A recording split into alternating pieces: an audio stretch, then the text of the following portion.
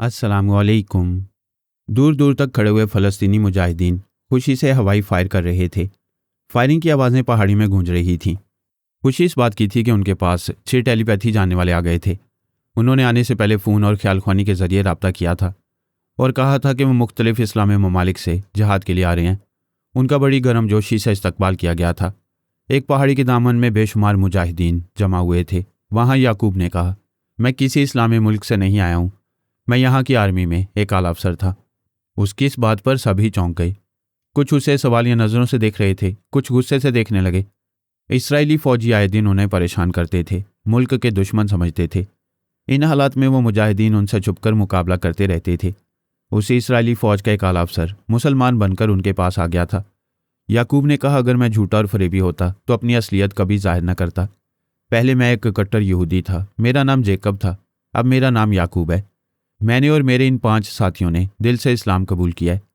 मुजाहिदीन के लीडर ने पूछा, हम कैसे यकीन करें कि तुम सच्चे दिल से मुसलमान बन गए हो? यहूदी बड़े मक्कार होते हैं, वो अपना मज़हब तो क्या अपना बाप भी बदल लेते हैं। एक और टेलीपैथी जानने वाले ने कहा, असल बात एतमाद की है, हम टेलीपैथी जानते हैं। तुम लोगों को नुकसान पहुंचाना मकसूद होता तो तुमसे दूर रहकर भी ख्यालख्वानी के जरिए तुम्हारे खुफिया अड्डों तक पहुंचते रहते, तुम्हारे खुफिया मंसूबे मालूम करते रहते। तुम्हें पता भी ना चलता कि तुम्हें हमारी ज़ात से नुकसान पहुंच रहा है। दूसरे टेलीपैथी जानने वाले ने कहा, सांझ को क्या आज? हमने एक जज्बे से आए हैं, तुम हमें अपने दरमियान सख्त निगरानी में रखो और जिहाद के सिलसिले में हमें आजमाते रहो। तुम अपने मुतालबात इसराइली हुकाम से मनवाना चाहते हो और नाकाम रहते हो। हम यहाँ बैठे ही बैठे ख्यालख्वानी के जरिए वो मुतालबात मनवा लेंगे। एक मुजाहिद ने कहा, यहाँ के फौजियों ने 6 ऐसे मुसलमानों को गिरफ्तार किया है जो पुरअमन शहरी थे। हम उनकी रिहाई का मुतालबा कर रहे हैं, लेकिन हमारी कोई नहीं सुनता। मुजाहिदीन के लीडर ने कहा, हमें उन खवातीन की फिक्र है जिन्हें वो गजा से गिरफ्तार करके ले गए थे। पता नहीं उन्हें कहाँ कैदी बना कर रखा है, उनके साथ क्या सलूक कर रहे हैं। एक टेलीपैथी जानने वाले ने कहा, हम अभी खवातीन के बारे में मालूम करते हैं, वो चंद घंटों में रिहा कर दी जाएंगी। वो 6 टेलीपैथी जानने वाले ख्यालख्वानी के जरिए मालूमात हासिल करने लगे। फिर वो उन फौजी जवानों और अफसरों तक पहुंच गए जो खवातीन को गिरफ्तार करके ले गए थे। उन्होंने उन बेकसूर औरतों को हैफा की जेल में बंद कर दिया था। उन 6 टेलीपैथी जानने वालों ने फौज के एक आला अफसर को ख्यालख्वानी के जरिए मुखातिब किया। उनमें से एक ने कहा, तुम योगा के माहिर हो, हैरान हो रहे हो कि हम तुम्हारे अंदर कैसे आ गए हैं। फिलहाल हैरान होना छोड़ दो, हम तो आर्मी के सबसे बड़े अफसर बिन बोरीन के अहम राजदार मातियतों के अंदर भी पहुंच जाते हैं। एक आला अफसर ने पूछा, तुम लोग कौन और मुझसे क्या चाहते हो? याकूब ने कहा, तुम गजा के मगरबी किनारे गए थे, तुम्हारे साथ 20 मुसल्लह जवान थे। तुमने वहाँ 3 औरतों पर जासूसी के इल्ज़ामात लगाए थे और यह भी इल्ज़ाम लगाया था कि उन औरतों ने एक शॉपिंग सेंटर में बम का धमाका किया था। उस अफसर ने कहा, यह झूठ नहीं है, वो तीनों औरतें ख़तरनाक हैं। उन्होंने बम धमाके के जरिए कितने ही पुरअमन शहरियों की जानें ली हैं। तुम्हें गिरफ्तार करने के लिए कोई मर्द मुजाहिद नहीं मिला, उन औरतों को गिरफ्तार करके ले गए। अभी 1 घंटे के अंदर उन खवातीन को रिहा करो, वरना तुम्हारे आर्मी कैंप में बम के धमाके होंगे। उसने कहा, तुम हमें धमकी ना दो, यहाँ मुझ जैसे कई टेलीपैथी जानने वाले हैं, हम तुम्हें। उसकी बात पूरी होने से पहले उसके दिमाग में जलजला पैदा किया गया। वह चीख मारकर कुर्सी से नीचे गिर पड़ा। आर्मी के जवान दौड़ते हुए उसके पास आए और पूछने लगे कि उसे क्या तकलीफ है। याकूब ने एक मातियत अफसर के दिमाग में कहा, हम फ़लस्तीनी मुजाहिदीन हैं, 3 खवातीन की रिहाई का मुतालबा कर रहे हैं, तुम्हारे इस आला अफसर को सज़ा दे रहे हैं। यह भी इब्तदा है, इंतहा होगी तो ये आर्मी कैंप खंडर बन जाएगा। उस मातियत अफसर ने हेडक्वार्टर के आला अफसरान से रब्ता किया। बिन बोरीन को उन 6 मुजाहिदीन का पैगाम पहुंचाया गया। बिन बोरीन ने उस मातियत अफसर के जरिए 6 मुजाहिदीन से कहा, क्या तुम वही 6 बागी हो जिन्होंने मेरे जरिए मेरी मशीन से टेलीपैथी सीखी थी? अगर वही हो तो तुम्हें शर्म आनी चाहिए। शर्म तो तुम्हें आनी चाहिए। यहाँ के पुरअमन मुसलमान शहरियों, खवातीन और बच्चों को परेशान करते रहते हो, तरह तरह के इल्ज़ामात देकर उन्हें गिरफ्तार करते हो, उन्हें कैद खाने में अजियतें पहुँचाते हो, फिर मार डालते हो। याकूब ने कहा, हम तमाम पुरअमन ज़िंदगी गुजारने वाले मुसलमानों की रिहाई का मुतालबा कर रहे हैं। जिन मुजाहिदीन से तुम्हारे इख्तलाफात हैं, हम उनके मुतल्लिक बाद में मुज़ाकरात करेंगे। बेहतर है उन बेगुनाह मुसलमानों को शाम तक रिहा कर दो। बिन बोरीन ने कहा, जिन्हें गिरफ्तार किया गया है उन पर मुकदमा चलेगा, वो बेगुनाह होंगे तो उन्हें रिहा कर दिया जाएगा। वो मुजाहिदीन इस कैंप के दूसरे अफसरों और जवानों के अंदर जलजले पैदा करने लगे। बिन बोरीन परेशान होकर एक एक के दिमाग में जाकर उन्हें तकलीफ से तड़पते देख रहा था। वो गुस्से से गरज कर कहने लगा, ये मुतालबात मनवाने का कोई तरीका नहीं है। पहले मुज़ाकरात होते हैं, फिर फैसला किया जाता है कि मुतालबात तस्लीम किए जाएंगे या नहीं। याकूब ने कहा, पहले मुतालबात तस्लीम करो, इन्हें रिहा करो, फिर मुज़ाकरात करो। अभी हम एक एक दिमाग में छोटे छोटे जलजले पैदा कर रहे हैं। तुम हेड ऑफ द डिपार्टमेंट हो, क्या तुम चाहोगे कि हम इस कैंप के असला खाना को तबाह कर दें? यहाँ लाखों डॉलर्स का जदीद असलहा और गोला बारूद है। सोच लो कि हम क्या कर सकते हैं। ठीक है, मुझे सोचने दो। कल मुझसे रब्ता करो, मैं तुमसे बात करूंगा। कल नहीं, आज और अभी। जो होगा अभी होगा, वरना कभी नहीं होगा। फजूल जिद ना करो, यह कोई मामूली बात नहीं है। दर्जनों बागी मुसलमानों को गिरफ्तार किया गया है। उन्हें रिहा करने के लिए कुछ कानूनी कार्रवाइयाँ लाजमी हैं। उन्हें बागी मुसलमान ना कहो, उनके खिलाफ कोई कानूनी कार्रवाई नहीं होगी। हम ख्याल ख्वानी के जरिए उन कैदी मुसलमानों को देखते रहेंगे।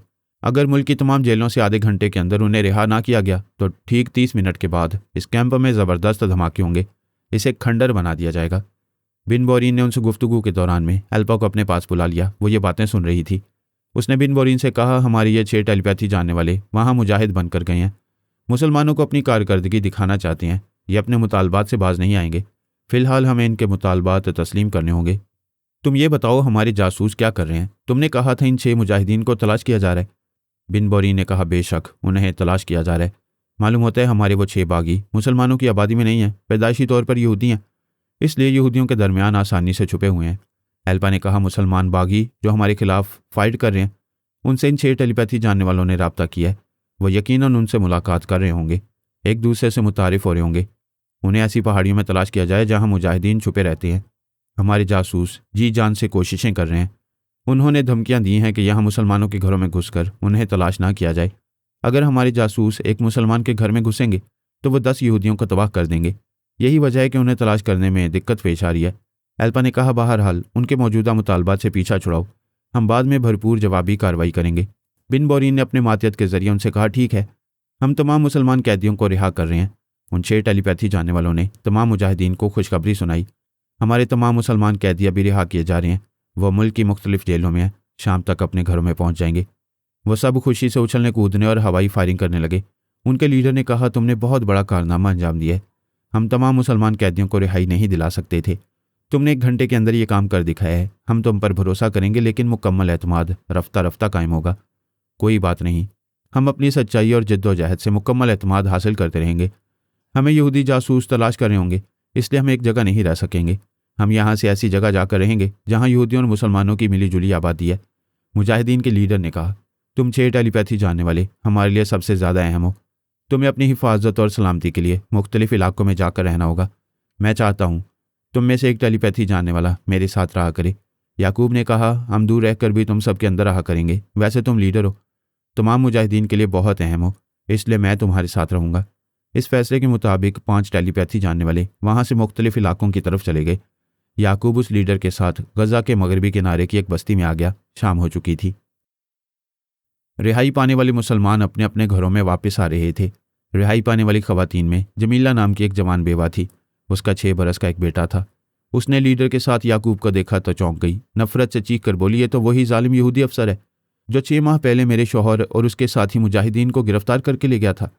वह एक लकड़ी उठाकर उसे मारने के लिए दौड़ती हुई आई। 2 मुजाहिदीन ने उसे पकड़ लिया।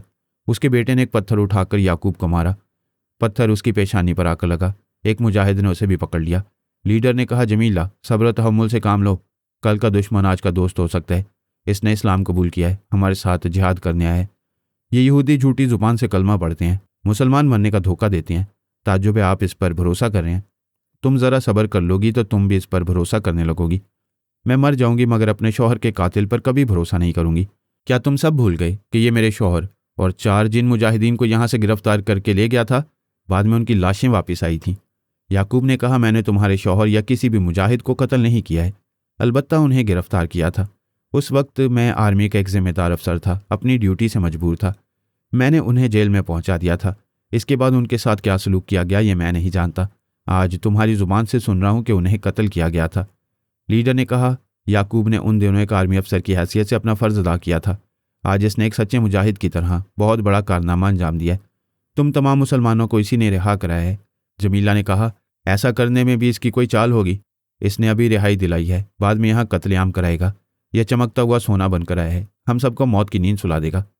जब यह ऐसा करेगा तो हम इसे जिंदा नहीं छोड़ेंगे। अभी इसकी कदर करना चाहते हैं। आज इसने तकरीबन 70 मुसलमानों को रिहाई दिलाई है। ये कोई मामूली बात नहीं है। हम सख्ती से इसकी निगरानी करेंगे। इस पर कभी शुबा होगा तो हम सख्ती से इसका मुहासबा करेंगे। ये बस्ती में हमारी नज़रों के सामने रहेगा। जमीला ने कहा, जब तक इसकी सच्चाई का यकीन नहीं होगा मैं इसे अपने शौहर का कातिल समझती रहूंगी। ये मेरा मुजरिम है, इसे मेरे हवाले किया जाए। मैं दिन रात इसकी निगरानी करूंगी। मेरे घर के साथ वाला मकान खाली है, ये उसमें रहा करेगा, मेरे लिए खाना पकाएगा, मेरे कपड़े धोएगा, घर का सारा काम करेगा और मेहनत मजदूरी करके हमारे अखराजात पूरे करता रहेगा। जेल में कैदियों से जिस तरह मुशक्कत कराई जाती है उसी तरह ये मेहनत और मुशक्कत करेगा। उसकी बात पर लीडर और मुजाहिदीन हंसने लगे। वो बोली, क्यों हंस रहे हो, ये कोई हंसने की बात है? एक मुजाहिद ने कहा, जमीला तू तो बाउली है। क्या हमने तुम्हें बताया है कि ये टेलीपैथी जानता है? ये तो घर में बैठे ही बैठे लाखों करोड़ों डॉलर हासिल करता रहेगा। जमीला ने याकूब को हैरानी से घूर कर देखा, फिर उससे पूछा, क्या तू टेलीपैथी जानता है? जानता है तो अभी बता, मैं क्या सोच रही हूँ। एक मुजाहिद ने कहा, तू अभी लड़ रही है, खामोश होकर सोचेगी तब ये बताएगा। वो बोली, मैं मुंह बंद कर रही हूँ, चुप होकर सोच रही हूँ। चल जल्दी से बता क्या सोच रही हूँ। उसने अपना एक हाथ मुंह पर रखा, सबको दिखाया कि उसने मुंह बंद कर लिया है। फिर वो सोचने लगी। 1 मिनट के बाद याकूब मुस्कुराने लगा। वो घूर कर बोली, मुझे देखकर क्यों मुस्कुरा रहे? वो बोला, तू जवान है, खूबसूरत है। 6 माह पहले बेवा हुई थी, अपने मरहूम खावंद का सोग मना चुकी है। अब बच्चे की खातिर सोच रही है कि दूसरी शादी करनी चाहिए। वो भड़क कर बोली, झूठ बोल रहा है। याकूब ने उसके दिमाग पर कब्जा जमाया। वो बोली, आधा झूठ बोल रहा है, आधा सच बोल रहा है। ये झूठ है कि मैं शादी करना चाहती हूँ, मगर यह सच है कि बच्चे की खातिर करना चाहती हूँ। एक मुजाहिद ने कहा, क्यों बच्चे के कांधे पर बंदूक रखकर चला रही है? इतना ही ख्याल है तो बच्चे की शादी कर दे। इस बात पर सब हंसने लगे। वो गुस्से से बोली, हंसते क्यों हो? दूसरी शादी करना कोई गुनाह तो नहीं है? हाँ मैं करूंगी, डंके की चोट पर करूंगी। बोलो, कौन मुझसे शादी करेगा? याकूब ने अपने दिल पर हाथ रखकर कहा, मैं करूंगा। वहां दूर तक खड़ी हुई औरतें और मर्द मरहबा मरहबा कहने लगे। जमीला ने कहा, खामोश हो जाओ, क्या मैं पागल हूं, दीवानी हूं कि अपने शौहर के कातिल से शादी करूंगी? याकूब ने कहा, अगर ये साबित हो जाए कि मैं कातिल नहीं हूं तब मुझसे शादी करेगी? वो जवाब न दे सकी, उसे खामोशी से देखने लगी। याकूब उसके अंदर अपने लिए मोहब्बत के जज्बात पैदा कर रहा था। वो मोहब्बत से सोच रही थी और उलझ रही थी। फिर वो अपने बेटे का हाथ पकड़कर उसे खींचते हुए अपने मकान में चली गई। उसके साथ वाला मकान खाली था। मुजाहिदीन वहां उसकी रिहाइश का बंदोबस्त करने लगे। एल्पा और बिन बोरीन परेशान हो गए थे। उन 6 टेलीपैथी जाने वालों को जल्द से जल्द गिरफ्तार करने के मंसूबे बना रहे थे। एल्पा ने कहा, वो हमारे आर्मी हेडक्वार्टर और दूसरे तमाम आर्मी कैंप्स के बारे में बहुत कुछ जानते हैं। वो जब चाहेंगे वहां तबाही और बर्बादी ला सकेंगे। वो घर के भेदियां लंका ढाते रहेंगे। बिन बोरीन ने कहा, यही तो परेशानी है कि वो घर के भेदी हैं। समझ में नहीं आता उन्हें जल्द से जल्द किस तरह गिरफ्तार किया जाए। हमारे जासूस दिन रात उन्हें तलाश कर रहे हैं। मुश्किल यह है कि वो किसी मुसलमान के घर में दाखिल नहीं हो सकते। दाखिल होना चाहेंगे तो वो 6 सर फिरे जवाबी कार्रवाई करके यहूदियों को नुकसान पहुंचाने लगेंगे। किसी मुसलमान के घर में घुसकर उन्हें तलाश करना जरूरी नहीं है। टेलीपैथी जानने वाले सुराग रसानों को उनकी तलाश में लगाओ। जिस घर में उनकी मौजूदगी का शुबा होगा, हमारे सुराग रसां उस घर वालों की आवाज़ें सुनकर उनके दिमागों में पहुंचकर उन रूपोश रहने वालों का सुराग लगा सकेंगे। इसराइल को जब भी कोरोना के मामलात से फुर्सत मिलती थी, वह इसराइल आकर वहाँ के हालात मालूम करने लगता। वो ये मालूम करके मुतमईन था कि वो 6 टेलीपैथी जाने वाले बड़ी कामयाबी से मुजाहिदीन के फ़राइज़ अदा कर रहे थे। फिर ये भी मालूम हुआ कि आर्मी हेडक्वार्टर में तमाम टेलीपैथी जाने वालों के ब्रेन वॉश किए जा रहे हैं। उनके दिमागों को दोबारा लॉक किया जा रहा है। पारस के टेलीपैथी जाने वाले मातहत ऐसे वक्त वहाँ मौजूद रहते थे जिनके दिमागों को दोबारा लॉक किया जा रहा था। उनके दिमागों में पहुँचने के लिए मखसूस लबो लहजे सुन रहे थे और जहन नशीन कर रहे थे। एल्पा और बिन बोरीन ने यह तय किया था कि जब तक उनके तमाम मातहतों के ब्रेन वॉश नहीं किए जाएंगे, उन्हें पारस की पहुंच से दूर नहीं किया जाएगा, तब तक ट्रांसफार्मर मशीन को इस्तेमाल नहीं किया जाएगा। अब तक सिर्फ पारस ही उनका दुश्मन था। वो नहीं जानते थे कि एक और नया दुश्मन पैदा हो गया। अमरीकी 10 टेलीपैथी जानने वालों में नंबर 2 ख्यालख्वानी के जरिए इसराइल में जासूसी कर रहा था। नंबर 2 के 5 टेलीपैथी जाने वाले मातहत थे। उन सब ने अमरीकी अकाबरीन को रिपोर्ट दी थी कि मशीन के सिलसिले में एल्पा और बिन बोरीन के दरमियान झगड़े हो रहे हैं और एल्पा बिन बोरीन के टेलीपैथी सीखने वालों को अपना हमायती बना रही है। ये रिपोर्ट पुरानी हो चुकी थी। नई रिपोर्ट ये थी कि बिन बोरीन ने मशीन के जरिए 6 टेलीपैथी जानने वाले पैदा किए थे। वो 6 यहूदिया मुसलमान हो गए थे और फ़लस्तीनी मुजाहिदीन का साथ दे रहे थे। अकाबरीन ने नंबर 2 को हुक्म दिया कि वो इस सिलसिले में मालूमात हासिल करे कि यहूदी मुसलमान मुजाहिदीन क्यों बन रहे हैं और कैसे बन रहे हैं। एल्पा और बिन बोरीन के खिलाफ ऐसा कौन कर रहा है। नंबर 2 को भी उस इसराइली मशीन के मुहाफिजों तक पहुंचना चाहिए, उनके दिमागों में जगह बनानी चाहिए। अगर उस मशीन से यहूदियों की बजाय फ़लस्तीनी मुजाहिदीन पैदा हो रहे हैं तो उस मशीन से अमरीकी टेलीपैथी जानने वालों को भी पैदा किया जा सकता है। उन यहूदियों को अमरीका का हमायती बनाया जा सकता है।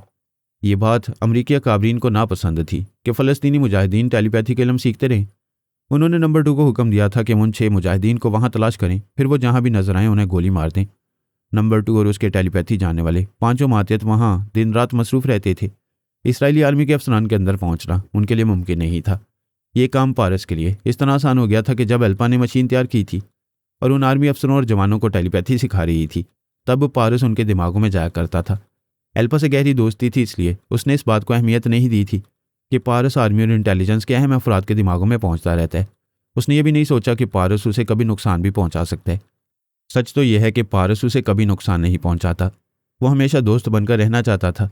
दुश्मनी की इब्तदा एल्पा ने की थी। चंद फ़लस्तीनी मुसलमानों को टेलीपैथी सिखाने से इनकार किया था। अब उसे अपनी दुश्मनी महंगी पड़ रही थी। पारस से मुखालफत मोल लेने के बाद उसने मशीन से एक भी यहूदी टेलीपैथी जानने वाला पैदा नहीं किया। उसने मुसलमानों को टेलीपैथी सिखाने से इनकार किया। अब इसी मशीन से फ़लस्तीनी मुजाहिद पैदा हो रहे थे। बहरहाल नंबर 2 को इसराइली मशीन और उसके निगरान टेलीपैथी जानने वालों के दिमागों तक पहुंचने की सहूलतें हासिल नहीं थी। फिर भी वो वहां तक पहुंचने की कोशिशें कर रहा था। उसकी ज़्यादा तवज्जो उन 6 टेलीपैथी जानने वाले मुजाहिदीन की तरफ थी जो कहीं रुपोश हो गए थे। उसने वहां के अकाबरीन के दिमागों में जाकर मुजाहिदीन की यह धमकी सुनी थी कि वो किसी मुसलमान के घर में तलाशी लेने के लिए घुसना चाहेंगे तो इसके जवाब में 10 यहूदियों को नुकसान पहुंचाया जाएगा। नंबर 2 ने सोचा उनकी इस धमकी से फ़ायदा उठाया जाए, एल्पा और मुजाहिदीन को आपस में लड़ाया जाए। इसराइली फ़ौजी मुसलमानों की आबादियों और गज़ा के इलाकों में गश्त किया करते थे। नंबर 2 ने गश्त करने वाली टीम के एक अफसर के दिमाग पर कब्जा जमाया। उस अफसर ने एक मुसलमान के दरवाजे पर आकर उसे बाहर बुलाया, फिर पूछा अंदर कौन है। उसने कहा मेरे बीवी बच्चे हैं। अफसर ने उसे एक तरफ धक्का दिया, फिर अपने मुसल्लह जवानों के साथ उसके घर में घुस गया। उसके बीवी बच्चे खौफ से चीखने लगे। फिर वो दूसरे तीसरे घर में भी घुसकर तलाशी लेने लगा। जब टेलीपैथी जानने वाले एक मुजाहिद को ये इतला मिली तो वो उस अफसर के दिमाग में पहुंच गया। वो अफसर सहरज़दा होकर अपनी गाड़ी की तरफ वापस आकर अपनी गन से तड़ातड़ फायरिंग करने लगा। अपने ही साथियों को हलाक करने लगा। कुछ सिपाही जान बचाने के लिए इधर उधर भागने लगे। उस टेलीपैथी जानने वाले ने वहां के अकाबरीन के जरिए एल्पा और बिन बोरीन को इतला दी कि उनका एक आर्मी अफसर मुसलमानों की एक बस्ती में गोलियां चला रहा है और अपनी ही आर्मी के जवानों को हलाक कर रहा है। एल्पा और बिन बोरीन ने हेडक्वार्टर से मालूम किया कि कितने अफसरान कहाँ कहाँ गश्त पर गए हुए हैं। वो उन तमाम अफसरान के दिमागों में जाने लगे। इस तरह उस अफसर के अंदर पहुंच गए जो अपने 6 साथियों को हलाक करने के बाद बाकी भागने वाले सिपाहियों को ललकार रहा था। बिन बोरीन ने डांट कर उसे पूछा, ये तुम क्या कर रहे हो? अपने ही सिपाहियों को क्यों हलाक कर रहे हो? टेलीपैथी जानने वाले मुजाहिद ने उस अफसर की ज़ुबान से कहा, हमने वार्निंग दी थी कि किसी मुसलमान के घर में घुसकर तलाशी ना ली जाए, लेकिन यह अफसर ज़बरदस्ती घरों में घुस रहा था। यह 3 घरों में घुसा था। हमने 6 यहूदी सिपाहियों को इसी के हाथों मौत के घाट उतार दिया।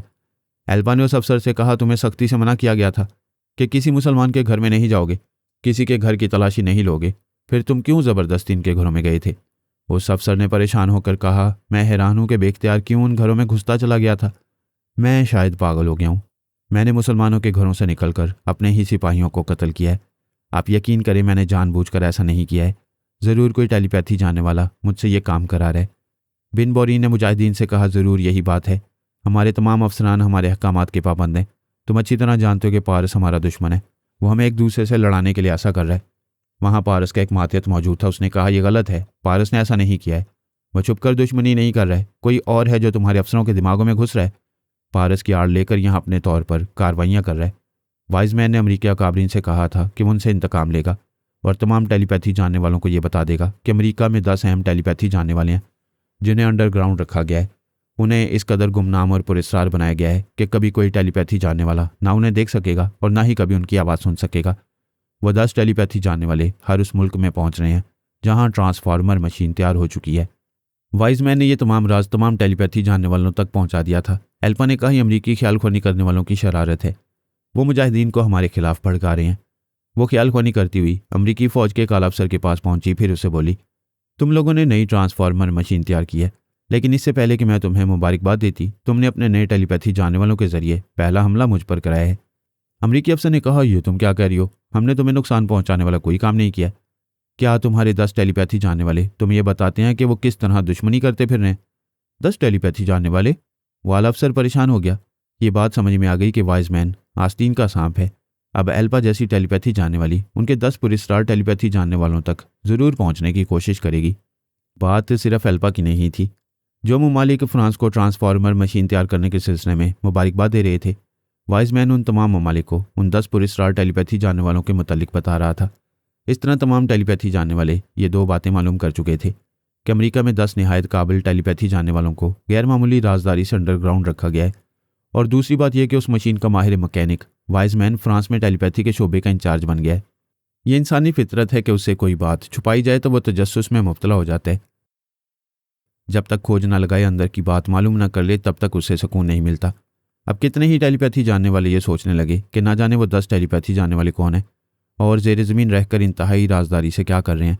दुश्मन सामने हो तो उससे डटकर मुकाबला किया जाता है, पीठ पीछे घात लगाए बैठा हो तो तशवीश होती है, खौफ आता है, पता नहीं वो कहाँ छुपा बैठा है और उस पर कौन सा हरबा आजमाने वाला है।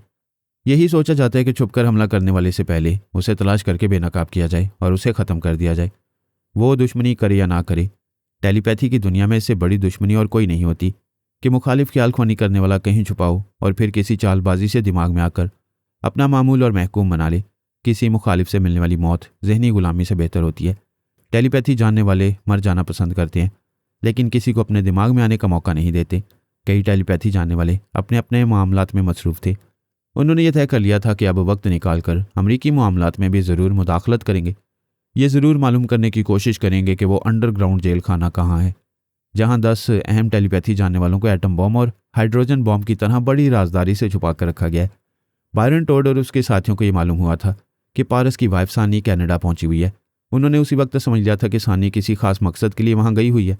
अब वो खास मकसद जाहिर हो गया कि वो कनाडा से अमेरिका जाकर उस अंडरग्राउंड जेल खाने का सुराग लगाने वाली है। सानी को अंडरग्राउंड जेल खाने और उन 10 टेलीपैथी जानने वालों के बारे में कुछ मालूम नहीं था। बाबा साहब के दायरे में उसे कहा गया था कि अमेरिका में नई ट्रांसफार्मर मशीन तैयार की गई है, उसे वहां रहकर उस मशीन से पैदा होने वालों के सिलसिले में मालूमात हासिल करनी चाहिए। जब वाइजमैन ने इंकशाफ किया तब उसे भी उन 10 टेलीपैथी जानने वालों के बारे में मालूम हुआ। ये राजदारी सानी के लिए भी चैलेंज बन गई। उसने तय कर लिया कि ज़रूर उन पुरस्कार टेलीपैथी जानने वालों का पता ठिकाना मालूम करेगी। एल्पा अपने मुल्क के अंदरूनी मामलात में उलझी हुई थी। एक तो पारस ने उसकी ट्रांसफार्मर मशीन के जरिए 6 फ़लस्तीनी मुजाहिदीन पैदा करके उनका सुकून बर्बाद कर दिया था। अब यह नई बात मालूम हुई थी कि अमेरिका में 10 टेलीपैथी जानने वालों को जीते जी ज़मीन के नीचे दफन किया गया है और ये चैलेंज है कि कोई उस मदफन तक नहीं पहुंच सकेगा। एल्पा ने बिन बोरीन और तमाम मकाबरीन से कहा, यह नई मुसीबत पैदा हो गई है। इस बार पारस ने हमसे दुश्मनी नहीं की है, वो 10 अमरीकी टेलीपैथी जानने वाले मौके से फ़ायदा उठा रहे हैं। हमारा आर्मी अफसर उन्हीं के ज़रिए असर मुसलमानों के घरों में घुस गया था, जबकि उन फ़लस्तीनी टेलीपैथी जानने वालों ने धमकी दी थी, मुसलमानों के घरों में घुसने से मना किया था। लेकिन उन अमरीकी टेलीपैथी जानने वालों ने हमारे अफसर को ऐसा करने पर मजबूर कर दिया, जिसके नतीजे में उन फ़लस्तीनी टेलीपैथी जानने वालों ने हमारे 6 आर्मी के जवानों को हमारे ही उस अफसर के ज़रिए हलाक कर दिया है। हमारे सामने नए महाज खुलते जा रहे हैं। पहले सिर्फ पारस था, फिर उसने हमारे खिलाफ 6 टेलीपैथी जानने वालों को मुसलमान बना दिया। अब अमरीकी टेलीपैथी जानने वाले तीसरा महाज कायम कर चुके हैं। एल्पा ने कहा, मैं माजी में तनहा कई महाजों पर लड़ती रही हूँ, अब तो तमाम टेलीपैथी जानने वाले मेरे साथ हैं। हम जल्द ही अपने दुश्मनों पर काबू पा लेंगे। हमें ज़रा सब्र से और हिकमत अमली से काम लेना होगा। तुम उन 6 फ़लस्तीनी टेलीपैथी जानने वालों को तलाश करो, अपने टेलीपैथी जानने वाले जासूस उनके पीछे लगाओ, उनसे फ़ोन वगैरह के ज़रिए रब्ता करके समझाओ कि तुम उनसे समझौता करना चाहते हो, लेकिन अमरीकी टेलीपैथी जानने वाले ऐसी हरकतें कर रहे हैं जिसके नतीजे में हमारे दरमियान गलत फहमियाँ पैदा हो रही हैं। उनसे दोस्ती और समझौता करने के बहाने उनका सुराग लगाकर उन्हें मौत के घाट उतारा जा सकता है। वो बिन बोरीन को ये मशवरे देकर पारस के पास आई, फिर बोली, मैं एल्पा हूँ, सांस ना रोकना। वो बोला, तुम्हारी जैसी औरत के आते ही थोड़ी देर के लिए सांस नहीं रोकूंगा तो तुम हमेशा के लिए सांस रोक दोगी। तुम्हारे कुछ कहने से पहले मैं समझ रहा हूँ कोई नया जाल बुन कर आई हो। वो बोली, तुम कौन सा पुराने जाल बुनते हो, मुझे किसी न किसी नई मुसीबत में फंसाते रहते हो।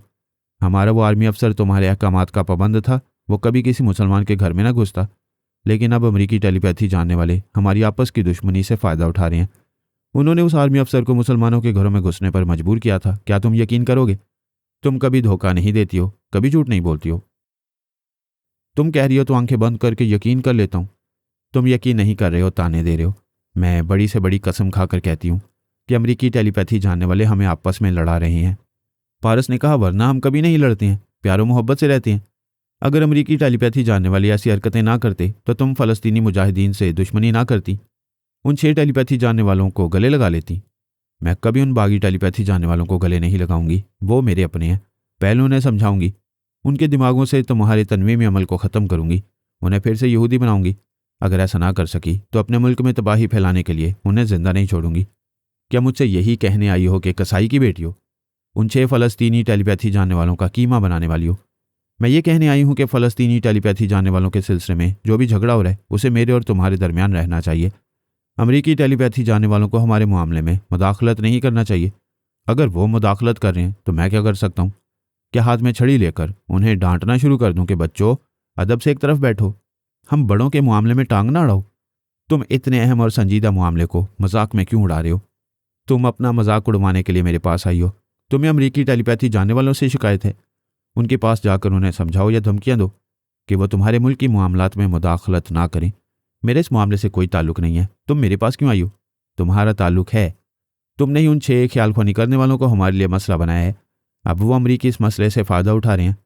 हम दोनों मिलकर उन्हें धमकियां देंगे। टेलीपैथी की दुनिया में हम दोनों की दहशत तारी रहती है। वो हमारे दबाव में आ जाएंगे। मैं अपने बारे में तो नहीं जानता, तुम अपने बारे में कह रही हो कि दहशतनाक हो, दहशत तारी करती रहती हो। क्या तुमने पैदा होने के बाद कभी कोई अच्छा काम किया है? प्लीज़ पारस, एक बार उन्हें धमकी दो, मेरी बात मान लो। हाय अल्लाह, कितनी मोहब्बत से कह रही हो, मैं तो कुर्बान हो जाऊंगा। प्लीज़ ये पुरानी सड़ी गली अदाएं ना दिखाओ, यहाँ तक बू आ रही है। वो गुस्से से बोली, पता नहीं तुम खुद को क्या समझते हो, मैं तुम्हारी मोहताज नहीं हूँ। तुम्हारी खुशामद करने नहीं आई हूँ।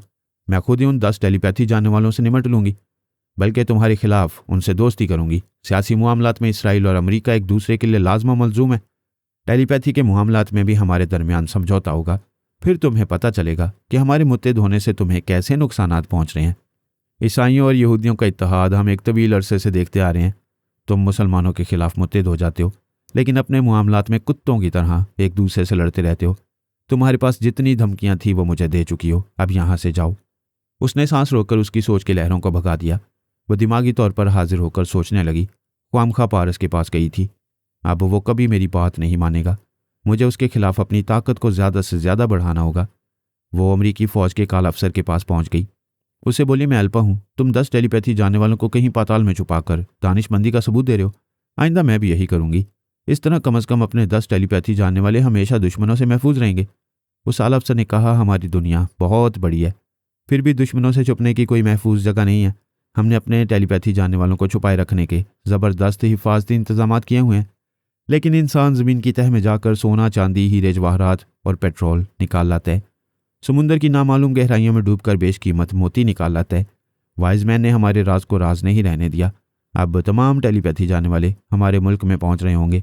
यहाँ अपने आलाकार बनाकर हमारे 10 टेलीपैथी जानने वालों को तलाश कर रहे होंगे। पता नहीं वो इस सिलसिले में हमारे लिए कितने मसाइल पैदा करने वाले हैं। हम उन मसाइल का अंदाज़ा कर सकते हैं। वो बोली, इसराइल और अमेरिका हमेशा से एक दूसरे के बेहतरीन दोस्त रहे हैं। हम आपस में मुत्तहिद रहेंगे तो दुनिया का कोई टेलीपैथी जानने वाला तुम्हारे उन 10 ख्यालख्वानी करने वालों तक कभी नहीं पहुंच सकेगा। तुम हमारे उन 10 ख्यालख्वानी करने वालों से हमदर्दी क्यों कर रही हो? इसलिए कि मैं भी अपने 10 ख्यालख्वानी करने वालों को निहायत राजदारी से किसी अंडरग्राउंड खुफिया अड्डे में पहुंचाने वाली हूँ। मैं तुम्हारे काम आऊँगी तो तुम मेरे काम आओगे। हम मुत्तहिद होकर एक दूसरे के ख्यालख्वानी करने वालों की हिफाजत करते रहेंगे। तुम्हारी ये पेशकश काबिल कबूल है। इस तरह हम एक दूसरे के ख्यालख्वानी करने वालों को नुकसान नहीं पहुंचाएंगे और ना ही एक दूसरे के मुल्क में मसाइल पैदा करेंगे। मैं यही चाहती हूँ। तुम अपने टेलीपैथी जानने वालों से कह सकते हो कि वो यहाँ फ़लस्तीनी मुसलमानों को मेरे मुल्क के खिलाफ कोई कार्रवाई ना करने दें, बल्कि उन फ़लस्तीनी मुसलमानों को तलाश करके पहली फुर्सत में गोली मार दें। वो बोला, हम यही करेंगे। ये बात हमारे सियासी मंसूबों के खिलाफ है कि फ़लस्तीनी मुसलमान इसराइल में ताकत और इक़्तिदार हासिल करें। अगर वो 6 टेलीपैथी जानने वाले ज़िंदा रहेंगे तो हमारी पॉलिसी के खिलाफ इस्लामी ममालिक की हमदर्दी और इमदाद हासिल करेंगे। मैं अपने ख़ास टेलीपैथी जानने वालों को हुक्म दे रहा हूँ, आज और अभी से उनके खिलाफ कार्रवाई शुरू हो जाएगी। वह 6 फ़लस्तीनी तेल अवीव और यरूशलेम जैसे अहम इलाकों में पहुंचे हुए थे, एक दूसरे से बहुत दूर दूर थे। ज़रूरत के वक्त ख्यालख्वानी के ज़रिए करीब आ जाया करते थे। याकूब भेस बदल कर मुसलमानों की एक बस्ती में रहने लगा था। जमीला उसकी पड़ोसन थी। वह बेवा, खूबसूरत, भरपूर, जवान और सेहतमंद थी। उस पर दिल आ गया था। उसने पहली मुलाकात में कह दिया था कि उससे शादी करना चाहता है। उसके पड़ोस में रहते हुए वह उसे सुबह शाम छेड़ने लगा, अपनी तरफ माइल करने लगा। जमीला को भी एक मजबूत सहारे की ज़रूरत थी। टेलीपैथी से ज़्यादा मजबूत सहारा और क्या हो सकता था। वो उसकी तरफ माइल हो रही थी। उसने कहा, तू कहता है कि तूने अपनी ड्यूटी से मजबूर होकर मेरे खावंद को गिरफ्तार किया था, मगर उसे हलाक नहीं किया था। मेरा दिल कहता है कि मैं तेरी बात का यकीन कर लूँ। तूने 70 मुसलमानों को रिहाई दिलाई है। इस तरह मुसलमानों के काम आता रहेगा तो मैं ज़रूर तुझसे शादी करूँगी। याकूब ने कहा, तू मुझे बता तेरी ख्वाहिश क्या है, मैं उसी के मुताबिक कोई कारनामा अंजाम दूंगा। मेरी खावंद को यरूशलेम के एक टॉर्चर सेल में पहुंचाया गया था। वहां पहुंचने वाले मुसलमान कैदी जिंदा वापस नहीं आती हैं। मैं चाहती हूं तुम उस टॉर्चर सेल और वहां से ताल्लुक़ रखने वाले तमाम सिपाहियों और अफसरों को नीस्तो नाबूद कर दो। ये कौन सी बड़ी बात है? अगर मैं अभी आधे घंटे के अंदर उन सबको ख़त्म कर दूं तो क्या आधे घंटे के बाद तू मेरी आगोश में आएगी? तेरा मुतालबा शादी के बाद पूरा करूंगी। निकाह पढ़ाने में कितनी देर लगती है? मैं अभी अपने लीडर और साथियों से कहता हूँ, वो हमारा निकाह पढ़ाने के सिलसिले में इंतजामात करेंगे। उस वक्त तक मैं उन दुश्मनों का काम तमाम कर दूंगा। उसने अपने साथियों के पास आकर जमीला से निकाह पढ़ाने के सिलसिले में बात की। उन्होंने खुश होकर कहा, हम नेक काम में देर नहीं करेंगे, तुम आधे घंटे में अपना मिशन पूरा करो, हम काजी को लेकर जमीला के घर पहुंच जाएंगे। उसने ख्याल ख्वानी के जरिए यरूशलेम के उस टॉर्चर सेल के इंचार्ज का फ़ोन नंबर मालूम किया। फ़ोन के जरिए उसकी आवाज़ सुनकर उसके अंदर पहुंच गया। फिर बोला, ये टॉर्चर सेल सिर्फ बेगुनाह मुसलमानों के लिए है या यहूदी मुजरिमों को भी सजाएं देकर उन्हें हलाक किया जाता है? उसने पूछा, तुम कौन हो? मैं एक टेलीपैथी जानने वाला मुसलमान हूँ। पिछले दिनों यहाँ चंद फ़लस्तीनियों को पहुँचाया गया था। तुम और तुम्हारे साथियों ने उन्हें बुरी तरह अजियतें पहुँचाकर दरिंदगी की इंतहा कर दी थी। यही इंतहा तुम सबके साथ होगी। मैं हुक्म देता हूँ, अपने तमाम साथियों को यहाँ बुलाओ। याकूब ने उसके दिमाग पर कब्जा जमाया। वहाँ उसके 2 साथी मौजूद थे। उसने मज़ीद 3 अफसरान को फ़ोन के ज़रिए वहाँ बुलाया। याकूब उन सबके दिमागों में पहुँचता रहा। उनमें से एक ने हेडक्वार्टर में फ़ोन के ज़रिए कहा, सर, एक टेलीपैथी जाने वाला फ़लस्तीनी हमारे दिमागों में घुस आया है। हम उसकी गिरफ्त से निकलने में नाकाम हो गए। हमने खुद ही अपने हाथों से जंजीरें पहन ली हैं। यहाँ अजियतें पहुँचाने के जितने ख़तरनाक हथियार हैं और जिन्हें हम मुसलमानों पर इस्तेमाल करते रहे हैं, वो तमाम हथियार हम पर इस्तेमाल किए जाने वाले हैं। फॉर गॉड सेक, हमें इस टेलीपैथी जाने वाले से बचाओ। एल्पा और बिन बोरीन तक ये इतला पहुँचाई गई। उन्होंने उससे टॉर्चर सेल के इंचार्ज के अंदर आकर पूछा, तुम्हारे अंदर कौन है? हम उससे बात करना चाहते हैं। याकूब ने कहा, ये ना पूछो कि मैं कौन हूँ और मेरा नाम क्या है। इतना समझ लो कि फ़लस्तीनी हूँ, एक मुसलमान हूँ और एक मुसलमान खातून से शादी करके अपना घर बसाना चाहता हूँ।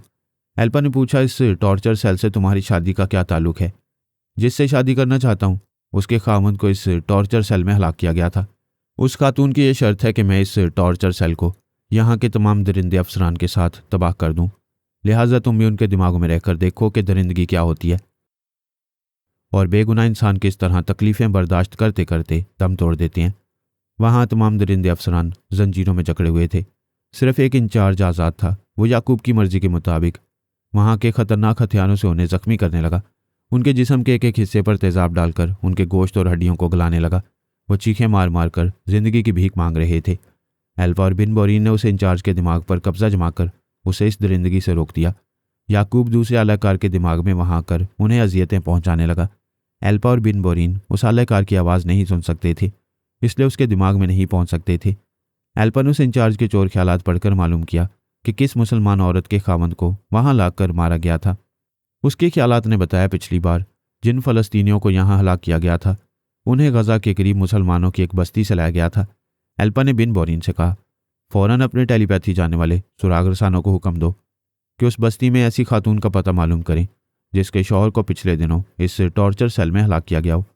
वो बिन बोरीन से यह कहकर फिर इंचार्ज के दिमाग में आई तो पता चला कि उसने जंजीरों में जकड़े हुए साथियों को हलाक कर दिया था। अब उसके हाथ में एक हैंड ग्रेनेड था।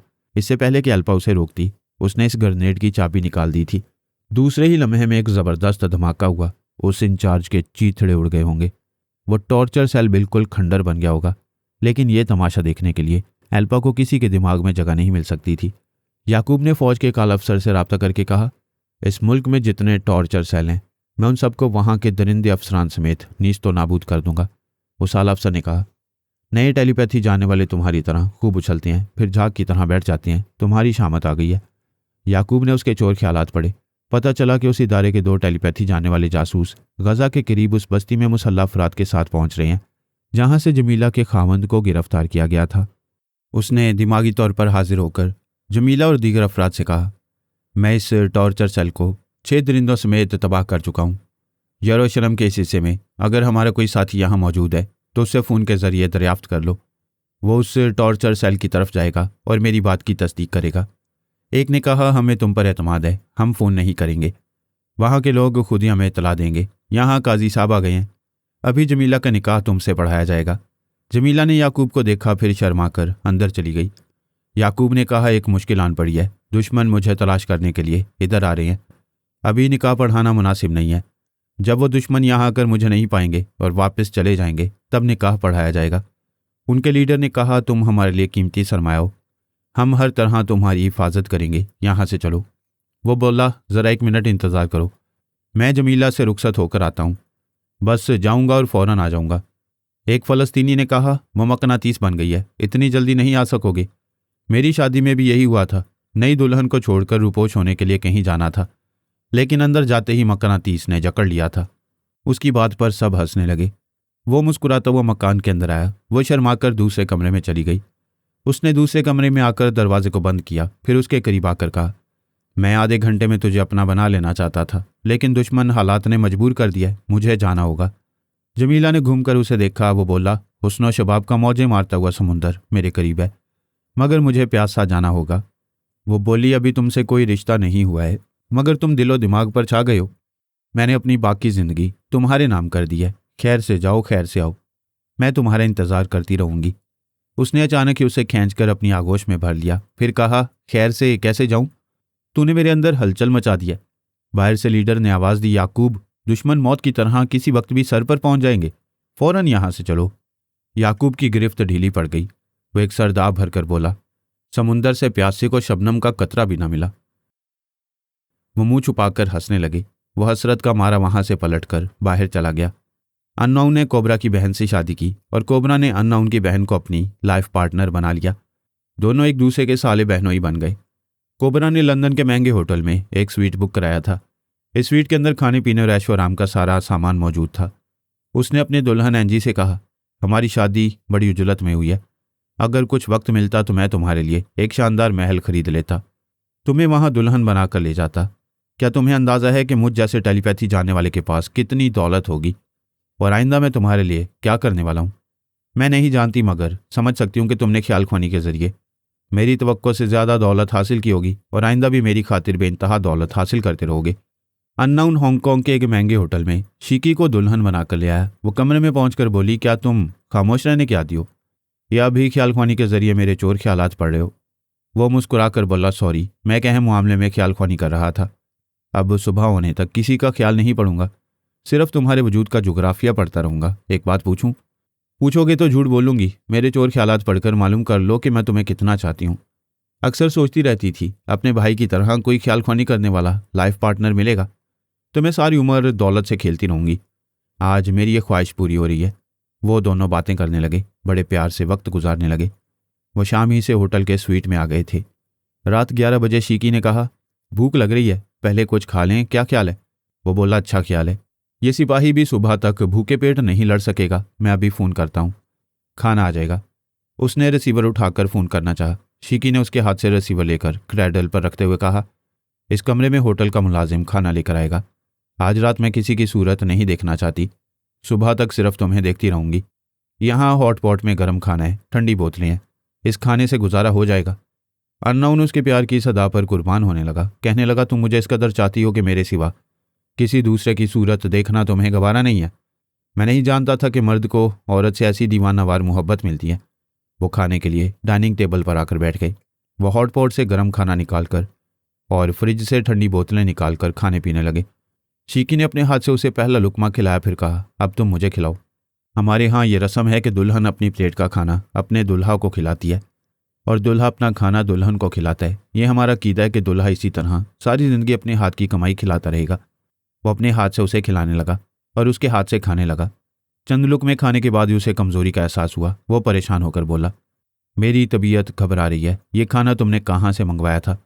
तुम्हारे सामने होटल का मुलाजिम ये हॉटपॉट रख कर गया था, खाना इसी होटल का है, तुम्हें क्या हो रहा है? वो सर थाम कर बोला, मैं नहीं खाऊंगा, तुम्हारे खाने में कुछ मिला हुआ है। कैसी बातें कर रहे हो? तुम भी तो मुझे खिला रहे हो, मुझे तो कुछ नहीं हो रहा है, लो मेरे हाथ से खाओ। वो उसके हाथ को परे झटक कर बोला, मैं तुम्हें चिकन खिला रहा हूँ और तुम मुझे फिश खिला रही हो, तुमने अपनी प्लेट में कुछ मिलाया है। वो एक झटके से उठकर खड़ा हो गया। ऐसे में लड़खड़ाकर गिरने वाला था, मगर संभल गया। डगमगाते हुए बेड की तरफ जाते हुए ख्याल ख्वानी की कोशिशें करने लगा। वो फौरन मिस्ट्री मैन को मुखातिब करके तिब्बी इमदाद हासिल करना चाहता था, लेकिन दिमागी कमजोरी के बायस ख्याल ख्वानी के काबिल नहीं रहा। शीकी उसके करीब आकर परेशानी से बोली, तुम्हें अचानक क्या हो गया है? क्या तुम समझते हो कि मैंने दुश्मनी की है, तुम्हें जहर खिलाया है? प्लीज़ मेरे बारे में ऐसा ना सोचो, मेरे चोर ख्यालात पढ़ो, तुम्हें यकीन आ जाएगा कि मैं तुम्हें चाहती हूँ, मैं तुमसे दुश्मनी नहीं कर रही हूँ। उसने सर उठाकर उसे देखा। उसके चेहरे से मोहब्बत और हमदर्दी जाहिर हो रही थी। वह सचमुच परेशान थी। ऐसे वक्त उसे अपने अंदर कोबरा का कहका सुनाई दिया। वो हंसते हुए बोला, वो शख्स दुनिया का सबसे बड़ा अहमक होता है जो अपने जैसे दूसरे टेलीपैथी जानने वाले पर भरोसा करता है। अन्नाउन ने कहा, ओ गॉड, मैं ये क्या सुन रहा हूँ? कोबरा, तुमने मुझे अपनी बहन दी और धोखा भी दे रहे हो? मैंने कुछ सोच समझकर अपनी बहन को तुम्हारे हवाले किया है। ये बहुत भोली है, इसे मेरे फ़रेब का इल्म नहीं है। ये नहीं जानती कि मैं शाम से इसके दिमाग में छुपा हुआ हूँ। यहाँ तुम्हारी बहन के साथ सुहागरात भी मना रहा हूँ और अपनी बहन के दिमाग में रहकर तुम्हारी निगरानी भी करता रहा हूँ। कोबरा, ये कितने शर्म की बात है कि तुम बहन की सुहागरात में उसके अंदर छुपे रहे हो। कोई भाई इतना बेगैरत हो सकता है? ये मैं सोच भी नहीं सकता था। हाँ, मैंने बेगैरती की है, लेकिन एक बड़ा मुनाफा हासिल कर रहा हूँ, तुम्हें गुलाम बना रहा हूँ। तुम मेरे लिए ख्याल ख्वानी करोगे, मेरी टेलीपैथी की कुव्वत में इजाफा होगा। अन्नाउन ने शीकी से कहा, ये तुम्हारा भाई बहुत बेगैरत। वह पूरी बात ना कह सका। कोबरा ने उसे बोलने नहीं दिया। खबरदार, तुम मेरी बहन से कुछ नहीं कहोगे। मैं इसे बहुत चाहता हूँ, इसकी नज़रों से गिरना नहीं चाहता। मेरी मोहब्बत का सबूत यह है कि मैं इसे गुलाम शौहर दे रहा हूँ। तुम सिर्फ मेरे ही नहीं, मेरी बहन के भी मुरीद बनकर रहोगे। वो अपनी कामयाबी पर कह लगा रहा था। फिर उसने महसूस किया कि अन्नाउन शदीद कमजोरी के बायस बेहोश हो गया। उसने अपनी बहन से कहा, शीकी, मैं अभी तुम्हारी खैरियत मालूम करने आया था, मगर देख रहा हूँ कि मेरा प्यारा बहनोई खैरियत से नहीं है। वो परेशानी से बोली, मैं हैरान हूँ कि इसे अचानक क्या हो गया है। अभी तो ये बिल्कुल ठीक था। तुम्हें परेशान नहीं होना चाहिए, फ़ौरन डॉक्टर को बुलाओ। खाने में ज़रूर कुछ मिला हुआ था। ये कमज़ोरी में मुब्तला हो गया है, तुम फिक्र न करो। डॉक्टर की दवाओं से इसकी तवानाई बहाल हो जाएगी। मैं थोड़ी देर बाद फिर तुम्हारे पास आकर खैरियत मालूम करूंगा। कोबरा दिमागी तौर पर लंदन में हाजिर हो गया। एनजी ने हैरानी से पूछा, तुम अभी कह के क्यों लगा रहे थे? वो बोला, मैं एक अहम मामले में ख्याल खोनी कर रहा था, वहाँ मुझे कामयाबी हुई है। इसी खुशी में कह के लगा रहा था। उसने ऐसा कहते कहते हिचकी ली, फिर उसे दूसरी हिचकी आई। हर हिचकी में जहन को यूं झटका लग रहा था जैसे कोई उसके जहन को घूंसे से मार रहा हो। एनजी ने पूछा, ये तुम्हें क्या हो गया है? अचानक हिचकियाँ क्यों आ रही हैं? 2 घूंट पानी पी लो। उसने पानी पीने के लिए उठना चाहा, मगर सर चकरा गया। वह फिर कुर्सी पर बैठ गया। परेशान होकर बोला, ये मुझे क्या हो रहा है? उसके अंदर एक आवाज़ सुनाई दी, जो अन्नाउन के साथ हो रहा है। तुमने अपनी बहन के ज़रिए अन्नाउन को दवा खिलाई। मैंने अंजी के ज़रिए तुम्हें उससे मुख्तलिफ दवा खिलाई है। इसका असर आहिस्ता आहिस्ता हो रहा है। बेचारी, वो 2 दुल्हनें बेकसूर हैं, उन्हें मोहरों के तौर पर इस्तेमाल किया गया है। जाओ, आराम से बेड पर लेट जाओ। उसने हैरानी और परेशानी से पूछा, तुम कौन हो? इसको छोड़ो, जो कहा जा रहा है वही करो। वो कुर्सी से उठकर डगमगाते हुए बिस्तर पर आकर गिर पड़ा। एनजी परेशान होकर फ़ोन के जरिए डॉक्टर को कॉल कर रही थी। कोबरा ने गहरे गहरे सांस लेते हुए कहा, नहीं, मैं जहरीला हूँ, कोई ज़रर सा दवा मुझ पर असर नहीं करेगी। उससे फिर अपने अंदर आवाज़ सुनाई दी, इसीलिए मैंने तुम्हारे खाने में एक ऐसे जहर के कतरे मिलाए थे जो तुम्हारे जहर पर गालिब आ गया है। तुम कमज़ोरी महसूस नहीं कर रहे हो, बल्कि मदहोश हो रहे हो। मैं जानता हूँ ये मदहोशी ज़्यादा देर नहीं रहेगी, लेकिन मैं तुम्हें दिमागी तवानाई हासिल करने का मौका नहीं दूंगा। तुम्हारी जेब और तुम्हारे सफरी बैग में ऐसे जहर की कई शीशियाँ हैं। तुम वक्फे वक्फे से 2-2, 4-4 कतरे पीते रहोगे। वो पीना नहीं चाहता था, लेकिन पता चला वो अपने इख्तियार में नहीं है। उसने बेख्तियार जेब में हाथ डालकर शीशी निकालकर चंद कतरे हलक से नीचे उतार लिए। फिर उस पर मदहोशी तारी होने लगी। उसने कहा, तुम कौन हो? मुझसे कब तक ऐसी दुश्मनी करते रहोगे?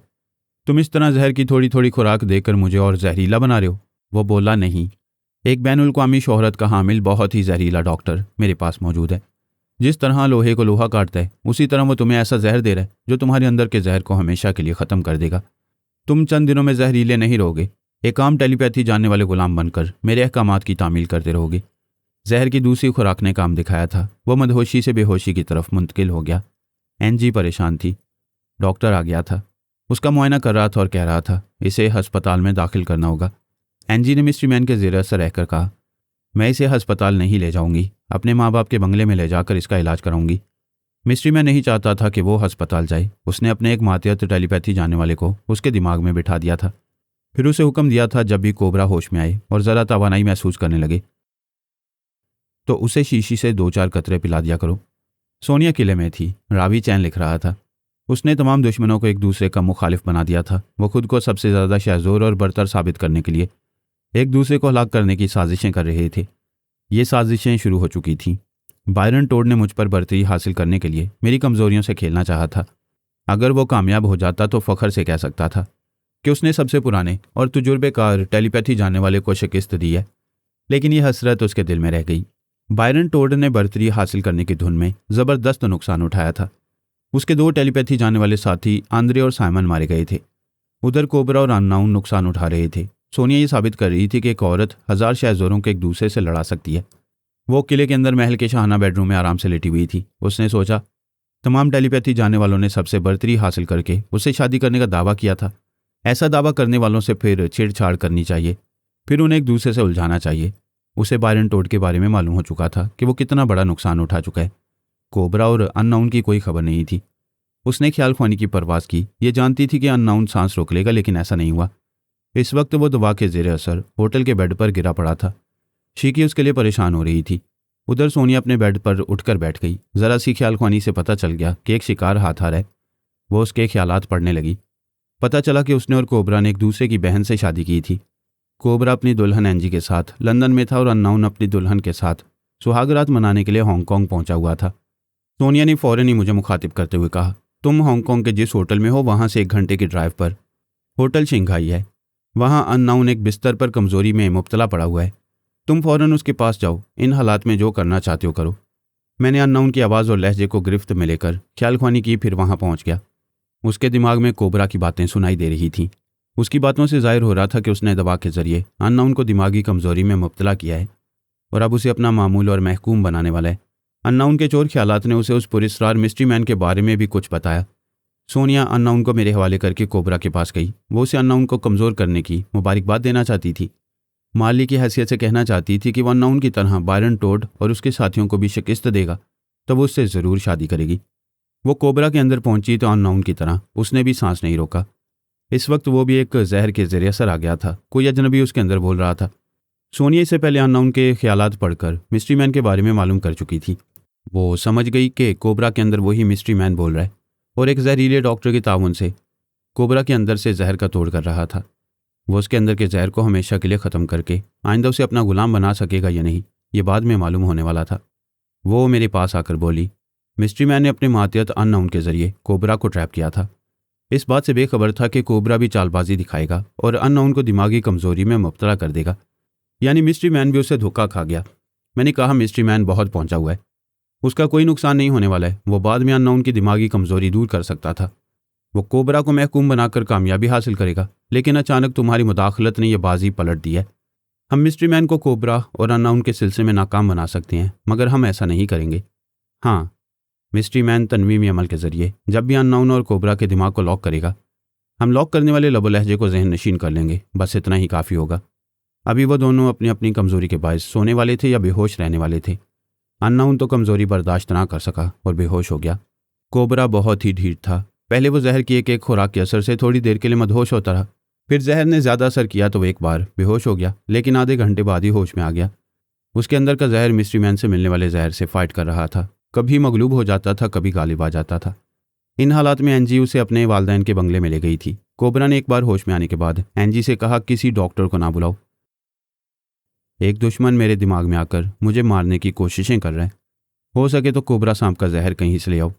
मुझे उस जहर की एक खुराक दो और जिस शीशी से मैं जहर निकाल कर 2-3 कतरे पी रहा हूँ, उस शीशी को मेरी जेब से निकाल कर कहीं फेंक दो। ऐसी चंद शीशियाँ मेरे सफरी बैग में हैं, उन्हें भी ज़ाया कर दो। एंजी उसकी हदायत पर अमल करने लगी। उसने उसकी जेब और सफरी बैग से तमाम शीशियाँ निकाली, फिर उन्हें ले जाकर गटर में फेंकना चाहती थी, लेकिन मिस्ट्री मैन ने उसके दिमाग पर कब्जा जमा लिया। वो वापस अपने बेडरूम में आई, फिर इन तमाम शीशियों को अलमारी के एक हिस्से में छुपा कर रख दिया। कोबरा की शामत आ गई थी। मिस्ट्री मैन उसका पीछा छोड़ने वाला नहीं था, उसे हर हाल में अपना गुलाम बनाने वाला था। मिस्ट्री मैन अपने टेलीपैथी जाने वाले मातियतों की तादाद में इजाफा करके टेलीपैथी के हवाले से अपनी कुव्वत में इजाफा करना चाहता था। वह इस सिलसिले में बज़ाहिर कामयाब हो रहा था। दूसरे दिन दोपहर तक कोबरा के अंदरूनी जहर का तोड़ हो चुका था। वो गहरी नींद सो गया था। उसके ख्वाबीदा ख्यालात बता रहे थे कि वह दिमागी तौर पर बेहद कमज़ोर हो चुका है। जो जहर उसे दिया जा रहा है अब वो उसे बर्दाश्त करने के काबिल नहीं रहा। मिस्ट्री मैन के जहरीले डॉक्टर ने कहा, अब इसे हमारे जहर की खुराक ना दी जाए। इसके अंदर का जहर ख़त्म हो चुका है। अब हमारा जहर इसके अंदर जाएगा तो ये मर जाएगा। अब उसे डॉक्टर के ज़रिए इलाज करने दो। मैं चंद दवाएं तुम्हें बता रहा हूँ, उन्हें याद कर लो। तुम उस डॉक्टर के दिमाग में जाकर वो दवाएं उसके ज़रिए कोबरा के अंदर पहुँचाओ। वो जल्द ही ठीक हो जाएगा। रफ्ता रफ्ता उसकी कमज़ोरी दूर हो जाएगी। मिस्ट्री मैन ने उसकी हदायत पर अमल किया। वो दूसरी तमाम रात सुकून से सोता रहा। दूसरे दिन उसके ख्यालात से पता चला कि उसकी कमज़ोरी दूर हो रही है। ऐसे वक्त मिस्ट्री मैन ने उस पर हावी होकर उसे हैप्नाटाइज किया, फिर एक आवाज़ और मखसूस लहजे के जरिए उसके दिमाग को मुकफ़ल कर दिया। वो खुश हो गया कि उसने कोबरा जैसे जहरीले शख्स को अपना गुलाम बना लिया है। इस किले पर और जजीरे पर कब्जा जमाने का ख्वाब देखने वाले दुश्मनों में से एक दुश्मन को ख़त्म कर दिया। अब उसके मुकाबले में बायरन टोड और उसके टेलीपैथी जानने वाले थे। इसके बाद उसका आखिरी सबसे बड़ा दुश्मन मैं था। वह मुझे भी अपने रास्ते से हटाने की प्लानिंग कर रहा था। फिलहाल वो खुश था इस बात से बेखबर कि मैंने और सोनिया ने उस लबो लहजे को ज़हन नशीन कर लिया जिसके ज़रिए कोबरा के दिमाग को मुकफ्फल किया गया।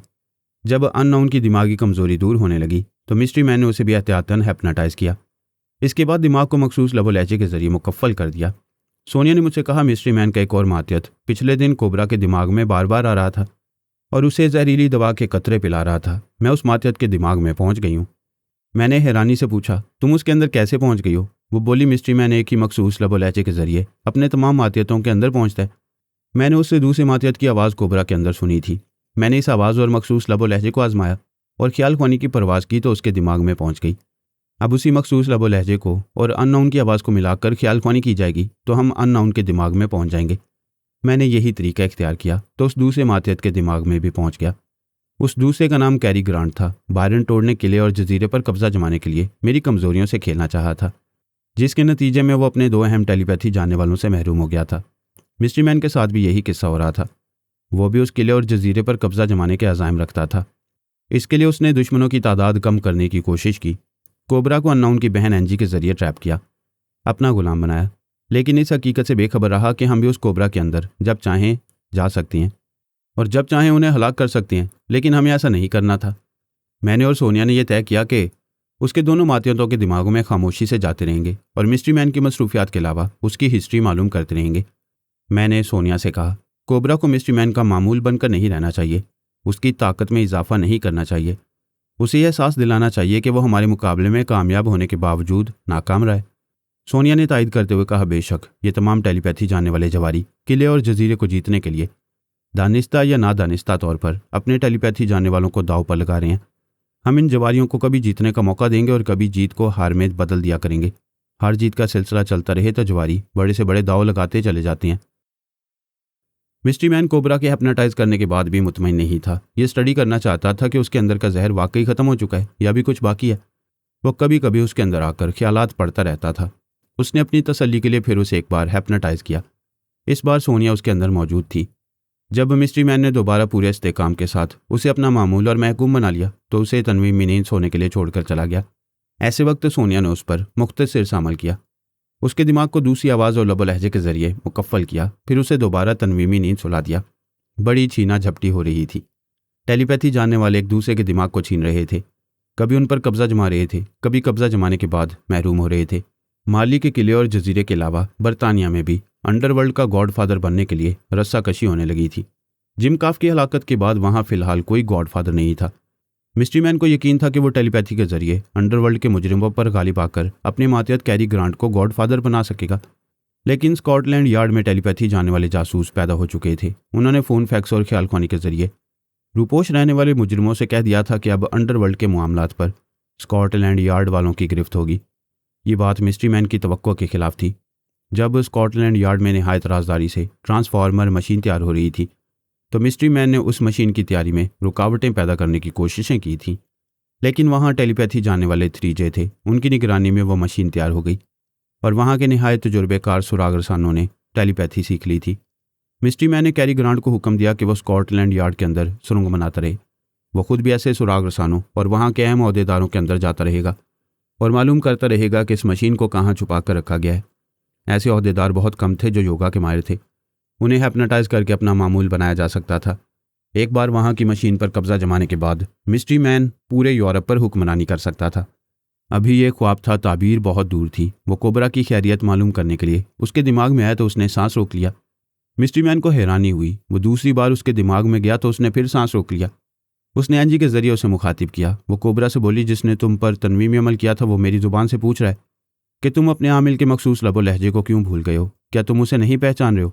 कोबरा ने एंजी के दिमाग में आकर कहा, अगर तुमने मुझ पर अमल किया था तो मुझे मालूम होना चाहिए था कि तुम कौन हो, तुम्हारा नाम क्या है और तुम्हारे क्या मकासद हैं। मिस्ट्री मैन ने कहा, मैं एक गुमनाम टेलीपैथी जानने वाला हूँ। दुनिया का कोई टेलीपैथी जानने वाला कभी मेरे साय तक भी नहीं पहुँच सकेगा और ना ही मेरा असल नाम और मेरी हिस्ट्री मालूम कर सकेगा। मुझे फ़िलहाल मिस्ट्री मैन कह सकती हैं। कोबरा ने कहा, मैंने अननाउन को ट्रैप किया था, उसे दिमागी कमज़ोरी में मुब्तला कर दिया था। इसके बाद मैं उसे अपना मामूल बना सकता था, लेकिन मालूम हो रहा है कि तुम अननाउन के पीछे छुपे हुए थे। तुमने मुझे कमज़ोर बना दिया था। तुम कहीं छुपे रहते हो। और अननोन जैसे गुलामों से काम कराते रहते हो। सिर्फ एक अननोन नहीं है, और भी कई टेलीपैथी जानने वाले मेरे मामूल हैं, उनमें तुम्हारा भी इजाफा हो रहा था। ताज्जुब है तुम मेरी गिरफ्त से कैसे फिसल रहे हो। कोबरा ने हंसते हुए कहा, तुम्हें यह खुशफहमी थी कि मेरे जहर का तोड़ कर सकोगे, लेकिन मैं कोई मोम का बना हुआ नहीं हूँ। दुनिया में ऐसा कोई जहर नहीं है जो मेरे अंदर के जहर को काट सके। जहरीले सांप मुझे डसने के बाद मर जाते हैं। तुम मुझे क्या मारोगे और क्या गुलाम बनाओगे। कोबरा को अब भी यह खुशफहमी थी कि वह पहले की तरह जहरीला है। अब भी कोई जहरीला सांप उसे डसने के बाद मर सकता है।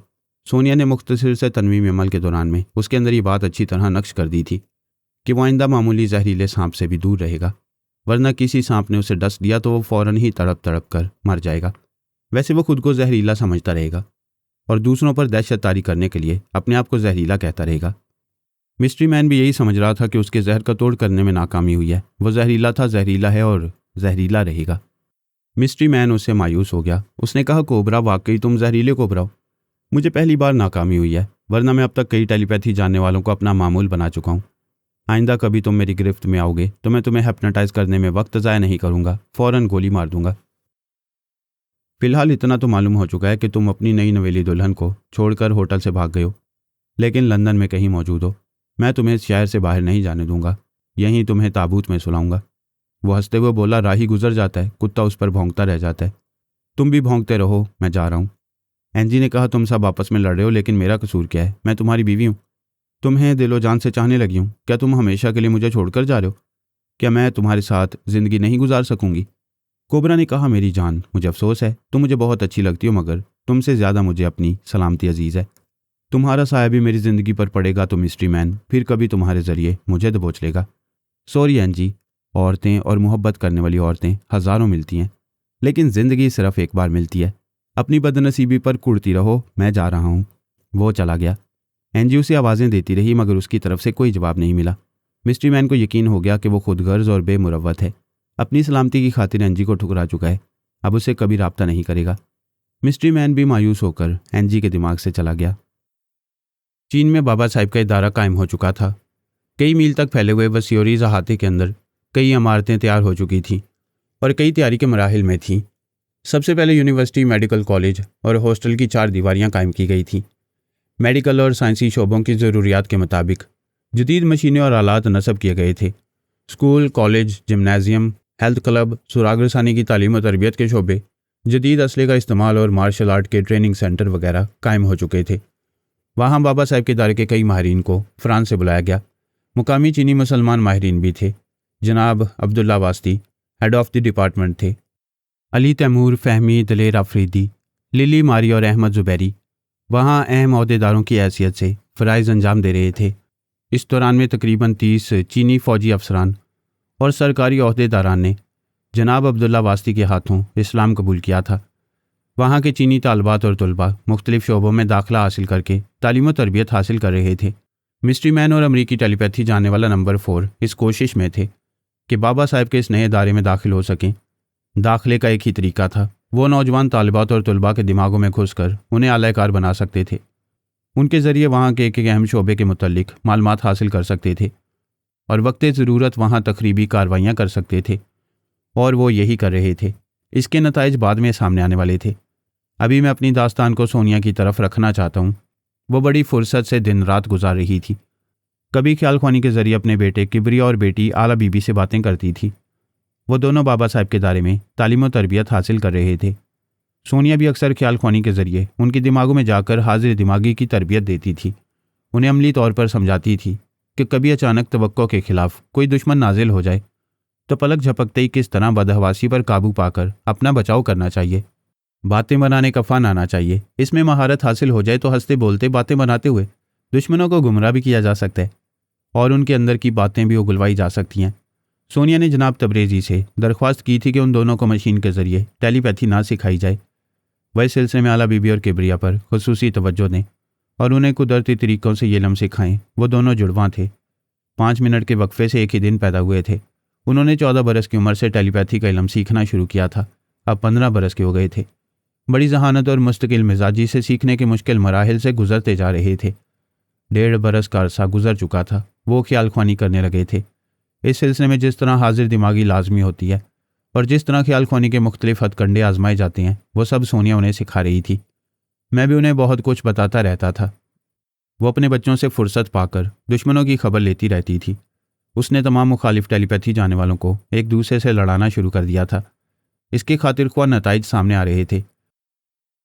बैजोन के 2 अहम टेलीपैथी जाने वाले मारे जा चुके थे।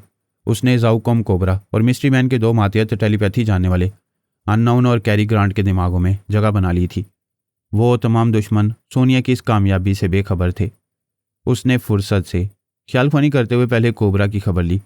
बड़ी खामोशी से उसके अंदर पहुंच गई। वो मिस्ट्री मैन के हमलों से निजात पाते ही एंजी को उस होटल में छोड़कर फरार हो गया था। अपना आर्जी मेकअप ख़त्म करके असली चेहरे के साथ लंदन के दूसरे होटल में आ गया था। आखिरी बार एंजी के दिमाग में मिस्ट्री मैन से बातें हुई थीं। उसने दावा किया था कि वो जहरीला है और जहरीला रहेगा, कभी किसी टेलीपैथी जानने वाले के ज़ेरे असर नहीं आएगा। वह एंजी को भी हमेशा के लिए छोड़कर जा रहा था और कभी उससे राब्ता नहीं करेगा। उस जैसी दूसरी हसीनाएं उसे मिल जाया करेंगी, जबकि वो अंदर ही अंदर एंजी को दिल से चाहने लगा था। वो कत्लो गारतगरी करने वाला, इंसानों के सर काटकर उनकी खोपड़ियां जमा करने वाला दरिंदा एंजी के हुस्न शबाब और उसके अदाओं से सहरज़दा हो गया था। उसने ये तय कर लिया था कि जब मिस्ट्री मैन को ये यकीन हो जाएगा कि वह एंजी को ठुकरा चुका है और कभी उसे दिमागी राब्ता कायम नहीं करेगा, तो वो दुश्मन भी एंजी को गैर समझकर उसके अंदर नहीं आएगा। ऐसे वक्त वो अपनी एंजी को हैप्नोटाइज करके उसके दिमाग को लॉक कर देगा, फिर दोबारा अपनी शरीके हयात के साथ राजदारी से ज़िंदगी गुजारने लगेगा। मिस्ट्री मैन को कभी ये मालूम नहीं होगा कि उसने एंजी को अपनी आगोश में छुपा रखा है। वह इस सिलसिले में खामोशी से उसके अंदर जाता रहता था। जल्द ही यकीन हो गया कि मिस्ट्री मैन ने उसका पीछा छोड़ दिया है। तब उसने दूसरी रात एंजी के ख्वाबीदा दिमाग में तनवीमी अमल किया और उसके दिमाग को लॉक कर दिया। ये इत्मीनान हो गया कि कोई एंजी के जरिए उसे ट्रैप नहीं करेगा। सोनिया ने मिस्ट्री मैन के टेलीपैथी जाने वाले मातियत कैरी ग्रांट के दिमाग में झांक कर देखा। वो स्कॉटलैंड यार्ड के मामलात में मसरूफ़ था। वहाँ ट्रांसफार्मर मशीन तक पहुँचने की कोशिश कर रहा था। वहाँ के ऐसे सुरागरसां और आला ओहदेदार जो योगा के माहिर नहीं थे, उनके दिमागों में पहुँचता रहता था। जिम काफ बरतानिया में अंडरवर्ल्ड का गॉडफादर था। उसे जजीरा लिनताओ में हलाक किया गया था। वहाँ के बड़े बड़े मुजरिमों और करप्ट सियासतदानों के दरमियान झगड़े हो रहे थे। वह जिम काफ की खाली जगह पुर करना चाहते थे। उसकी जगह खुद गॉडफादर बनना चाहते थे। लेकिन मिस्ट्री मैन अपने टेलीपैथी जाने वाले मातियत कैरी ग्रांट को उन पर हावी कर रहा था। उन्हें टेलीपैथी के जरिए मात दे रहा था। बायरन टोड और हार्वे भी वहाँ अंडरग्राउंड के मामलात पर अपना तसल्लत चाहते थे। वो वहाँ पूरी तवज्जो देकर कैरी ग्रांट को शिकस्त दे सकते थे, उसे वहाँ से भागने पर मजबूर कर सकते थे। लेकिन ऐसे ही वक्त उनकी कमर टूट गई थी। उनके 2 टेलीपैथी जानने वाले साइमन और आंद्रे मारे जा चुके थे। अब वो किसी एक मामले पर भरपूर तवज्जो दे सकते थे और सबसे अहम मामला यही था कि वो किसी भी तरह मार्ली के किले और जजीरे पर तसल्लत हासिल कर लें। कैरी ग्रांट एक गॉडफादर की हैसियत से इंग्लैंड, स्कॉटलैंड और आयरलैंड में अंडरवर्ल्ड के मामला संभाल रहा था। इन मामलात में स्कॉटलैंड यार्ड वालों की ट्रांसफार्मर मशीन बड़ी अहम थी। वहाँ के टेलीपैथी सीखने वाले जासूस अंडरवर्ल्ड के मामलात पर हावी होने की कोशिशें कर रहे थे।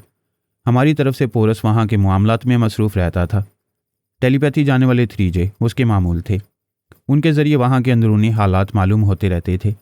सोनिया ने उसे मुखातिब करते हुए कहा, तुम्हें मालूम होना चाहिए, कैरी ग्रांट नामी एक टेलीपैथी जाने वाला मिस्ट्री मैन का मातियत है। वो वहाँ की अंडरवर्ल्ड का गॉडफादर बन चुका है। स्कॉटलैंड के टेलीपैथी जाने वाले जासूस ये मालूम करने की कोशिशें कर रहे हैं कि कैरी ग्रांट कौन है और अचानक कहाँ से आकर वहाँ के मुजरिमों और सियासतदानों पर हावी हो रहा है। पोरस ने कहा, मामा, आप कैरी ग्रांट के बारे में जो कुछ जानती हैं मुझे तफसील से बता दें। वो इस बात से बेखबर है कि मैं और तुम्हारे पापा उसके दिमाग में पहुंच जाती हैं। तुम उसकी आवाज़ और लब लहजे को याद करो, फिर उसके अंदर जाओ, तुम्हें उसके बारे में बहुत कुछ मालूम होता रहेगा। सोनिया उसे कैरी ग्रांट की आवाज़ और लब लहजा बताकर उसके दिमाग से चली आई। फिर थोड़ी देर आराम करने के बाद अननाउन के अंदर पहुंच गई। मिस्ट्री मैन ने अपने उस मातियत को मार्ली के सिलसिले में मसरूफ़ रखा था। अब उसके ख्यालात पढ़ने से पता चला कि मिस्ट्री मैन ने उसकी जगह बदल दिया। वह उसके हुक्म के मुताबिक हांगकांग छोड़कर अमेरिका पहुंचने वाला था। अब तो जिस मुल्क में भी ट्रांसफार्मर मशीन तैयार हो रही थी, वहाँ तमाम मुखालिफ टेलीपैथी जाने वाले पहुँच रहे थे। ख़ुसूसन 10 अमरीकी पुरस्कार टेलीपैथी जाने वालों के बारे में सभी मुतजस्सिस थे। कोई ये नहीं चाहता था कि वो 10 टेलीपैथी जाने वाले अंधेरे में और पाताल में छुप कर रहें और वहाँ से वो उन पर हमले करते रहें। मिस्ट्री मैन भी दूसरों की तरह उन 10 टेलीपैथी जाने वालों के पीछे पड़ गया। उन्हें कहीं ना कहीं से ज़मीन खोद कर बाहर निकालना चाहता था। इस मकसद के लिए अन्ना उनको वहाँ रवाना कर चुका था। सोनिया सोचने लगी कि जब कैरी ग्रांट स्कॉटलैंड यार्ड में मसरूफ़ है और अननाउन अमेरिका में पहुंच रहा है, तो फिर मिस्ट्री मैन मार्ली के सिलसिले में किसे मसरूफ़ रखेगा। उसके पास और कितने टेलीपैथी जानने वाले हैं। अगर वो नहीं है तो क्या वो खुद यहाँ मसरूफ़ रहेगा? मिस्ट्री मैन ने अपने मंसूबे में तब्दीलियाँ की थी। अपने आलाकारों की जगह तब्दील कर चुका था। सोनिया को अब मामले में और ज़्यादा मोहतात रहना था। वो अंधेरे में कहीं से भी गोली चला सकता था। वो तो हमेशा से बहुत ज़्यादा मोहतात रहने की आदी थी।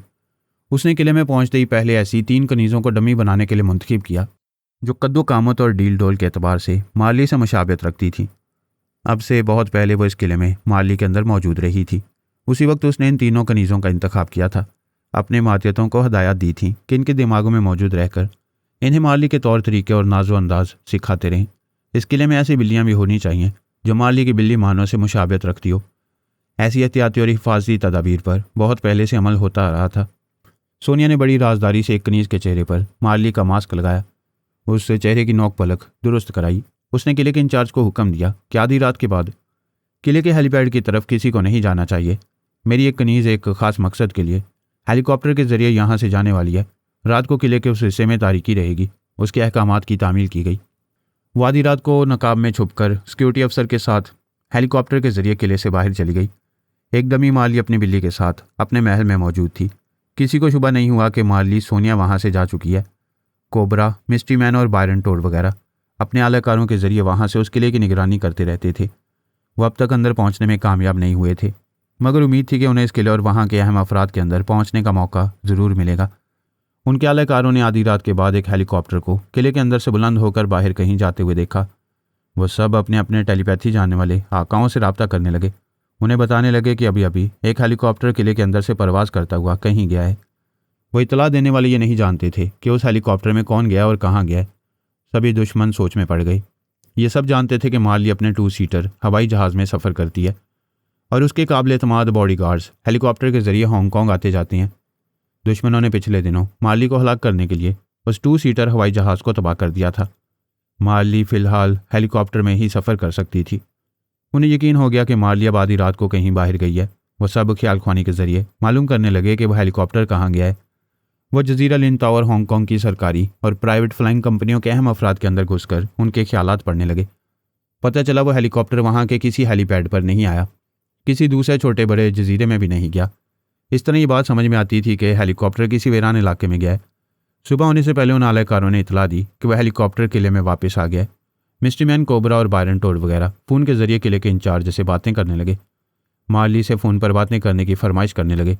इंचार्ज ने सोनिया की मर्ज़ी के मुताबिक कहा, मैडम मार्ली हेलीकॉप्टर में कहीं बाहर गई थी, अभी वापस आई हैं, वो थकी हुई हैं, उनसे दूसरे दिन बातें हो सकेंगी। वो सब बारी बारी फ़ोन कर रहे थे और इंचार्ज से पूछ रहे थे, मैडम इतनी रात को कहाँ गई थी? हांगकांग में और तमाम छोटे बड़े जजीरों में जितने हेलीपैड्स हैं वहाँ मैडम का हेलीकॉप्टर नहीं गया, हमें इस सिलसिले में उनसे बातें करने दो। इंचार्ज ने डमी मार्ली से फ़ोन पर रब्ता कराया। ऐसे वक्त सोनिया उस डमी के अंदर मौजूद रही। उसके ज़रिए बोली, तुम सब दिन रात मेरी ताक में रहते हो, मेरे उठने बैठने, खाने पीने और आने जाने के सिलसिले में कुछ ना कुछ मालूम करते रहते हो, जबकि तुम्हें मुझसे दोस्ती करने के लिए मेरे तमाम मुखालफिन पर बर्तरी हासिल करनी होगी। मेरा इत्मीनान हासिल करके ही मेरी ज़िंदगी के साथी बन सकते हो। उन्होंने अपने अपने तौर पर कहा, हम यही कर रहे हैं। तुम्हारे तमाम मुखालफिन जल्द ही फना हो जाएंगे, लेकिन हम कामयाबी हासिल करने तक तुम्हारी निगरानी करना भी ज़रूरी समझते हैं। तुम अपने सिक्योरिटी गार्ड्स पर भरोसा करके किले से बाहर जाओगी तो दुश्मन तुम्हें नुकसान पहुंचाएंगे। उनमें से एक ने कहा, तुम आधी रात को बाहर गई थी, मैं तुम्हारी सलामती के लिए फ़िक्र में मुब्तला हो गया था। आइंदा मुझे तला देकर बाहर जाओगी, मैं ख्याल ख्वानी के ज़रिए तुम्हारी हिफाजत करता रहूँगा। तुम मुझसे दूर रहो, मगर मुझे अपना बॉडीगार्ड बनकर रहने दो। वो बोली, तुम्हें फ़िक्रमंद नहीं होना चाहिए, मैं एक अहम ज़रूरत से बाहर गई थी, खैरियत से वापस आ गई हूँ। ऐसी राजदारी से काम लेती रहूँगी तो कोई दुश्मन मेरे पाँव की धूल तक भी नहीं पहुँच सकेगा। मैं तमाम रात जागती रही हूँ और अब सोना चाहती हूँ, प्लीज़ मुझे सोने दो। फ़ोन का रब्ता ख़त्म हो गया। डमी मार्ली अब कनीज़ नहीं रही थी। वो शाहाना तर्ज के बेडरूम में आरामदेह बेड पर बड़े आराम से सो गई। सोनिया हेलीकॉप्टर के ज़रिए एक छोटे से जजीरे में आई थी। एक मोटर बोट रेंट पर हासिल करके मेरे पास हांगकांग आ रही थी। टेलीपैथी जाने वाले यहूदी जासूस मुसल्लह सिपाहियों के साथ उन मुसलमान होने वाले बागियों को तलाश कर रहे थे। ये मालूम हुआ था कि याकूब गज़ा के मगरबी किनारे एक छोटी सी बस्ती में है। वो उस बस्ती की तरफ जाने लगे। याकूब को भी मालूम हो गया था कि दुश्मन इधर आ रहे हैं। जमीला से उसका निकाह पढ़ाया जाने वाला था। ऐसे वक्त जानी दुश्मन सर पर पहुंच रहे थे। वो मजबूरन अपनी होने वाली दुल्हन से रुखसत होकर चंद साथियों के साथ दूसरे इलाके में आ गया। वहाँ से ख्याल ख्वानी के ज़रिए जमीला की खैरियत मालूम करने लगा। थोड़ी देर बाद 2 टेलीपैथी जाने वाले जासूस मुसल्लह सिपाहियों के साथ उस बस्ती में आ गए। औरतों और मर्दों से पूछने लगे कि टेलीपैथी जाने वाले याकूब को यहाँ किस मकान में छुपाया गया है। वहाँ सभी लाइल्मी जाहिर कर रहे थे, अनजान बनकर कह रहे थे कि वो किसी याकूब नामी टेलीपैथी जाने वाले शख्स को नहीं जानते। लेकिन उनके चोर ख्यालात ने बता दिया कि इस बस्ती में जमीला नाम की एक नौजवान और खूबसूरत बेवा है। याकूब उससे शादी करने वाला था। फिर अचानक खतरा महसूस करते ही वहाँ से चला गया। वो दोनों जासूस जमीला के दरवाजे पर आ गए। उनमें से एक ने हवाई फायर करते हुए कहा, जमीला, अपने बच्चे के साथ बाहर आओ, वरना हम इस मकान को बॉम्ब से उड़ा देंगे। उस बस्ती में आने के बाद सिर्फ 2 जासूस बोल रहे थे, बाकी तमाम मुसल्लह सिपाही गूंगे बने हुए थे। वो नहीं चाहते थे कि याकूब इन सिपाहियों के अंदर पहुंचकर किसी तरह की जवाबी कार्रवाई कर सके। जमीला दरवाज़ा खोलकर अपने बच्चे के साथ बाहर आ गई। याकूब उसके अंदर रहकर उन दुश्मनों को देख रहा था। उनमें से किसी के अंदर पहुंच नहीं सकता था, लेकिन ज़रूरत के वक्त इस बस्ती में छुपे हुए 2 साथियों के जरिए जवाबी कार्रवाई कर सकता था। जमीला ने बाहर आकर पूछा, हमसे क्या चाहते हो? हमने यहाँ किसी टेलीपैथी जानने वाले को नहीं छुपाया है। एक ने कहा, हमसे झूठ ना बोलो, अभी तुम्हारी शादी उससे होने वाली थी। वो अपनी सलामती के लिए तुम्हें छोड़कर भाग गया। वो बोली, तुम्हारे मुखबरों ने तुम्हें गलत रिपोर्ट दी है। मैं बेवा हूँ, इस बच्चे की माँ हूँ, मैं किसी से शादी नहीं कर रही थी। दूसरे जासूस ने हंसते हुए कहा, हम तुम्हारे अंदर की बातें जानते हैं। वो जाने से पहले तुम्हारे पास कमरे में आया था, तुम्हें आगोश में लेकर चूमने वाला था, लेकिन उसके दोस्त उसे फ़ौरन यहाँ से ले गए। उसने जाते हुए तुमसे कहा था कि वो हुस्न शबाब के मौजे मारते हुए समुंदर से प्यासा जा रहा है। वो उसका एक एक लफ्ज़ बता रहा था। यकीन कर लो कि तुम्हारे यार की तरह हम भी टेलीपैथी जानते हैं। वो परेशान हो गई, समझ गई कि वो उसके अंदर घुसकर हकीकत मालूम कर रहे हैं। वो बोली, हाँ, वो एक सच्चा और दलेर मुसलमान है, हमारी कौम का बहुत बड़ा सरमाया है। तुम उस सरमाए तक कभी नहीं पहुंच सकोगे और ना ही उसे कोई नुकसान पहुंचा सकोगे। एक ने कहा, तुम्हारे चोर ख्यालात बता रहे हैं कि वो तुम्हें बहुत चाहता है। हम देखना चाहते हैं कि वो तुम्हारा यार, तुम्हारा आशिक, तुम्हें मौत के घाट उतरते देख सकेगा या नहीं। वो तुम्हारी कौम की हिफाजत के लिए यहाँ आया है, क्या वो तुम्हारी मौत गवारा करेगा?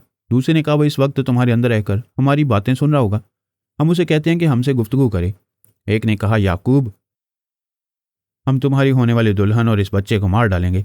इन्हें जिंदा सलामत देखना चाहते हो तो चूहे के बिल से बाहर आ जाओ। याकूब ने वहां खड़े हुए एक मुसलमान शख्स की जुबान से कहा, मैं इसकी जुबान से याकूब बोल रहा हूँ। तुम एक कमज़ोर औरत और एक मासूम बच्चे को गोली मारकर कौन सा नया काम करोगे?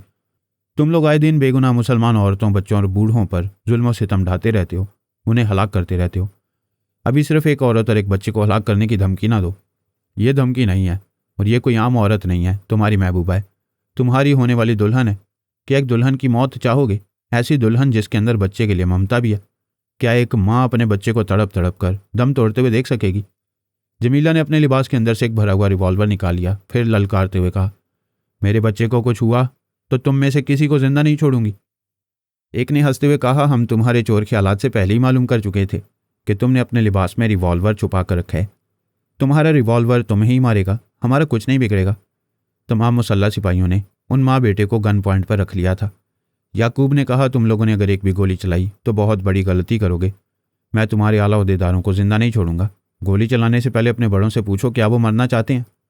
एक ने कहा, तुम्हारी तंजीम के भी बड़े बड़े लीडर मारे जाएंगे, तुम तनहा कितनों को मारोगे? हमारे पास तो टेलीपैथी जानने वालों की फ़ौज है। हम तुम्हें अच्छी बात समझाते हैं, अगर यहाँ कर गिरफ्तारी पेश कर दोगे तो तुम्हें गोली नहीं मारी जाएगी। दूसरे ने कहा, मैडम एल्पा ने कहा है तुम्हारे दिमाग से दुश्मनों के तनवीमी अमल को मिटा दिया जाए तो तुम पहले की तरह यहूदी बन जाओगे। फिर तुम्हें यकीन आएगा कि हम तुम्हारे यहूदी दोस्त हैं, दुश्मन नहीं हैं। याकूब ने कहा, मैं यहाँ फ़लस्तीन की आज़ादी के लिए लड़ने आया हूँ, आखिरी सांस तक लड़ता रहूँगा। तुम्हें नेक मशवरा देता हूँ, मुझे अपने दिमाग में आने दो, मैं तुम्हें भी गैरतमंद मुसलमान बना दूंगा। तुम फजूल बातें कर रहे हो और हमारा वक्त ज़ाय कर रहे हो। हम 3 तक गिन रहे हैं, 3 के बाद पहले इस बच्चे को गोली मारेंगे। उन सब की बंदूकें उस बच्चे की तरफ थीं। जमीला ने चीख कर कहा, याकूब, मैं समझ रही हूँ कि तुम मेरी मोहब्बत और ममता को देखते हुए दुश्मनों से कोई समझौता करोगे। इनके 3 गिनने से पहले इनके बड़ों से एक बार पूछ लो कि ये हमें अमन मान से जिंदा सलामत रहने देंगे या नहीं। अगर ये हमें नुकसान पहुंचाए बगैर यहाँ से नहीं जाएंगे तो इन्हें भी ज़रूर नुकसान पहुंचेगा। याकूब ने कहा, जमीला ठीक कहती है, मुझे थोड़ी सी मोहलत दो, मैं एल्पा और बिन बोरीन से बातें करूँगा। एक ने कहा, हम अभी मैडम एल्पा से पूछते हैं, वो अगर तुमसे कोई बात करने के लिए राज़ी होंगी तो ठीक है, वरना हम वही करेंगे जो वो हमसे कहेंगी। उन्होंने एल्पा को मुखातिब किया, फिर वहाँ के हालात बताए। एल्पा ने उनके जहन में आकर जमीला की आवाज़ सुनी, फिर उसके दिमाग में पहुंचकर बोली, याकूब, मैं इसकी ज़ुबान से एल्पा बोल रही हूँ, तुम्हें समझा रही हूँ, याद करो तुम हमारी आर्मी के काला अफसर और मुअज़्ज़ज़ अफसर थे। आज भी तुम्हें इससे ज़्यादा इज्जत मिल सकती है, तुम्हारी तरक्की हो सकती है। मैं वादा करती हूँ तुम्हें टेलीपैथी के शोबे का इंचार्ज बनाया जाएगा। इस औरत और बच्चे को भी नुकसान नहीं पहुंचाया जाएगा। वापस आ जाओ। मेरी वापसी की बात ना करो, सिर्फ हमारी और अपने अहम अफराद की सलामती की बात करो। हमें सलामत रहना चाहिए, एक दूसरे की मौत बन जाना चाहिए। दानिशमंदी से फैसला करो। तुम मुझे क्या दानिशमंदी सिखा रहे हो? टेलीपैथी की दुनिया में अभी दूध पीते बच्चे हो। तुम्हें मालूम होना चाहिए कि हमने तमाम आर्मी कैंप के गोला बारूद और असलहा के ज़ख़ीरों को महफूज कर दिया है। ऐसी जगह योगा जाने वाले फौजी जवानों का पहरा लगा रहता है। तुम हमारी आर्मी को नुकसान नहीं पहुंचा सकोगे। सिविल इंतज़ामिया के ओहदेदारों को नुकसान पहुंचाओगे तो ये कोई बहुत बड़ा नुकसान नहीं होगा। मैं जवाबन तुम्हारी तंजीम के लीडरों को मौत के घाट उतारती रहूंगी। ये 3 तक गिन रहे हैं। गिनती पूरी होने से पहले वापस आने के लिए राज़ी हो जाओ। एक टेलीपैथी जाने वाला जासूस एल्पा के हुक्म से गिनने लगा। जमीला चीख कर बोली, तुम हमें क्या मारोगे? हम खुद ही जान दे देंगे, लेकिन अपने टेलीपैथी जाने वाले पर आंच नहीं आने देंगे। तुम अपने इन 2 टेलीपैथी जाने वालों का मातम करो। ये कहते उसने एक टेलीपैथी जाने वाले को गोली मारी। दूसरी तरफ से तड़ातड़ फायरिंग होने लगी। बच्चे के हलक से चीख भी ना निकल सकी। उसने ज़मीन पर गिरते ही दम तोड़ दिया। जमीला गोलियों से छलनी हो रही थी, मगर बड़ी जीदार थी। मरने से पहले उसने दूसरे टेलीपैथी जाने वाले को भी गोली मार दी। फिर उसने दम तोड़ते हुए कहा, याकूब, मैंने सिर्फ अपनी मोहब्बत में जान नहीं दी है। तुम फ़लस्तीनी मुसलमानों का बहुत बड़ा सरमाया हो। खुदा तुम्हें हमेशा सलामत रखे। तुम सलामत रहोगे तो कोई माँ अपने बच्चे के साथ बेमौत नहीं मरेगी। वो कहते कहते चुप हो गई, हमेशा के लिए खामोश हो गई। याकूब एक खुफिया अड्डे में अपने साथियों के दरमियान बैठा हुआ था। उसका सर झुक गया। उसने दिल ही दिल में कहा, जमीला, तुम्हारी मोहब्बत जो मेरे लिए थी, और तुम्हारी ममता जो बच्चे के लिए थी, और तुम्हारा हौसला जो फ़लस्तीनी मुसलमानों के लिए था, मैं इन सब की कसम खाकर कहता हूँ तुम्हारी मौत इन यहूदियों को बहुत महंगी पड़ेगी। मॉस्को में जो कुछ हुआ वो तेजपाल और उसके साथियों के लिए गैर मुतवक्का था। उन्होंने टेलीपैथी के जरिए रूस के तमाम अकाबरीन को, फौज और इंटेलिजेंस के तमाम अफसरान को अपना मामूल बनाया था। इस मुल्क और मॉस्को शहर को अपने लिए फौलादी किला बना दिया था। बदनसीबी या कोई मुसीबत कहीं से भी उनकी तरफ नहीं आ सकती थी। वो वहाँ हर तरफ से महफूज थे। लेकिन हर तरह से महफूज रहने वाली खुशफहमी अचानक ही ख़त्म हो गई। उनका टेलीपैथी जानने वाला पुराना और अहम साथी माइक मूरो मारा गया था। इसी टीम में रहने वाली मोनो रीटा ने उसे गोली मार दी थी। तेजपाल और उसके दूसरे टेलीपैथी जानने वाले साथी ये तसव्वुर नहीं कर सकते थे कि उनके दरमियान पारस छुपा हुआ है और उसने मौत का ये खेल शुरू किया है। उसने बड़ी हिकमत अमली से माइक मूरो को ख़त्म किया था।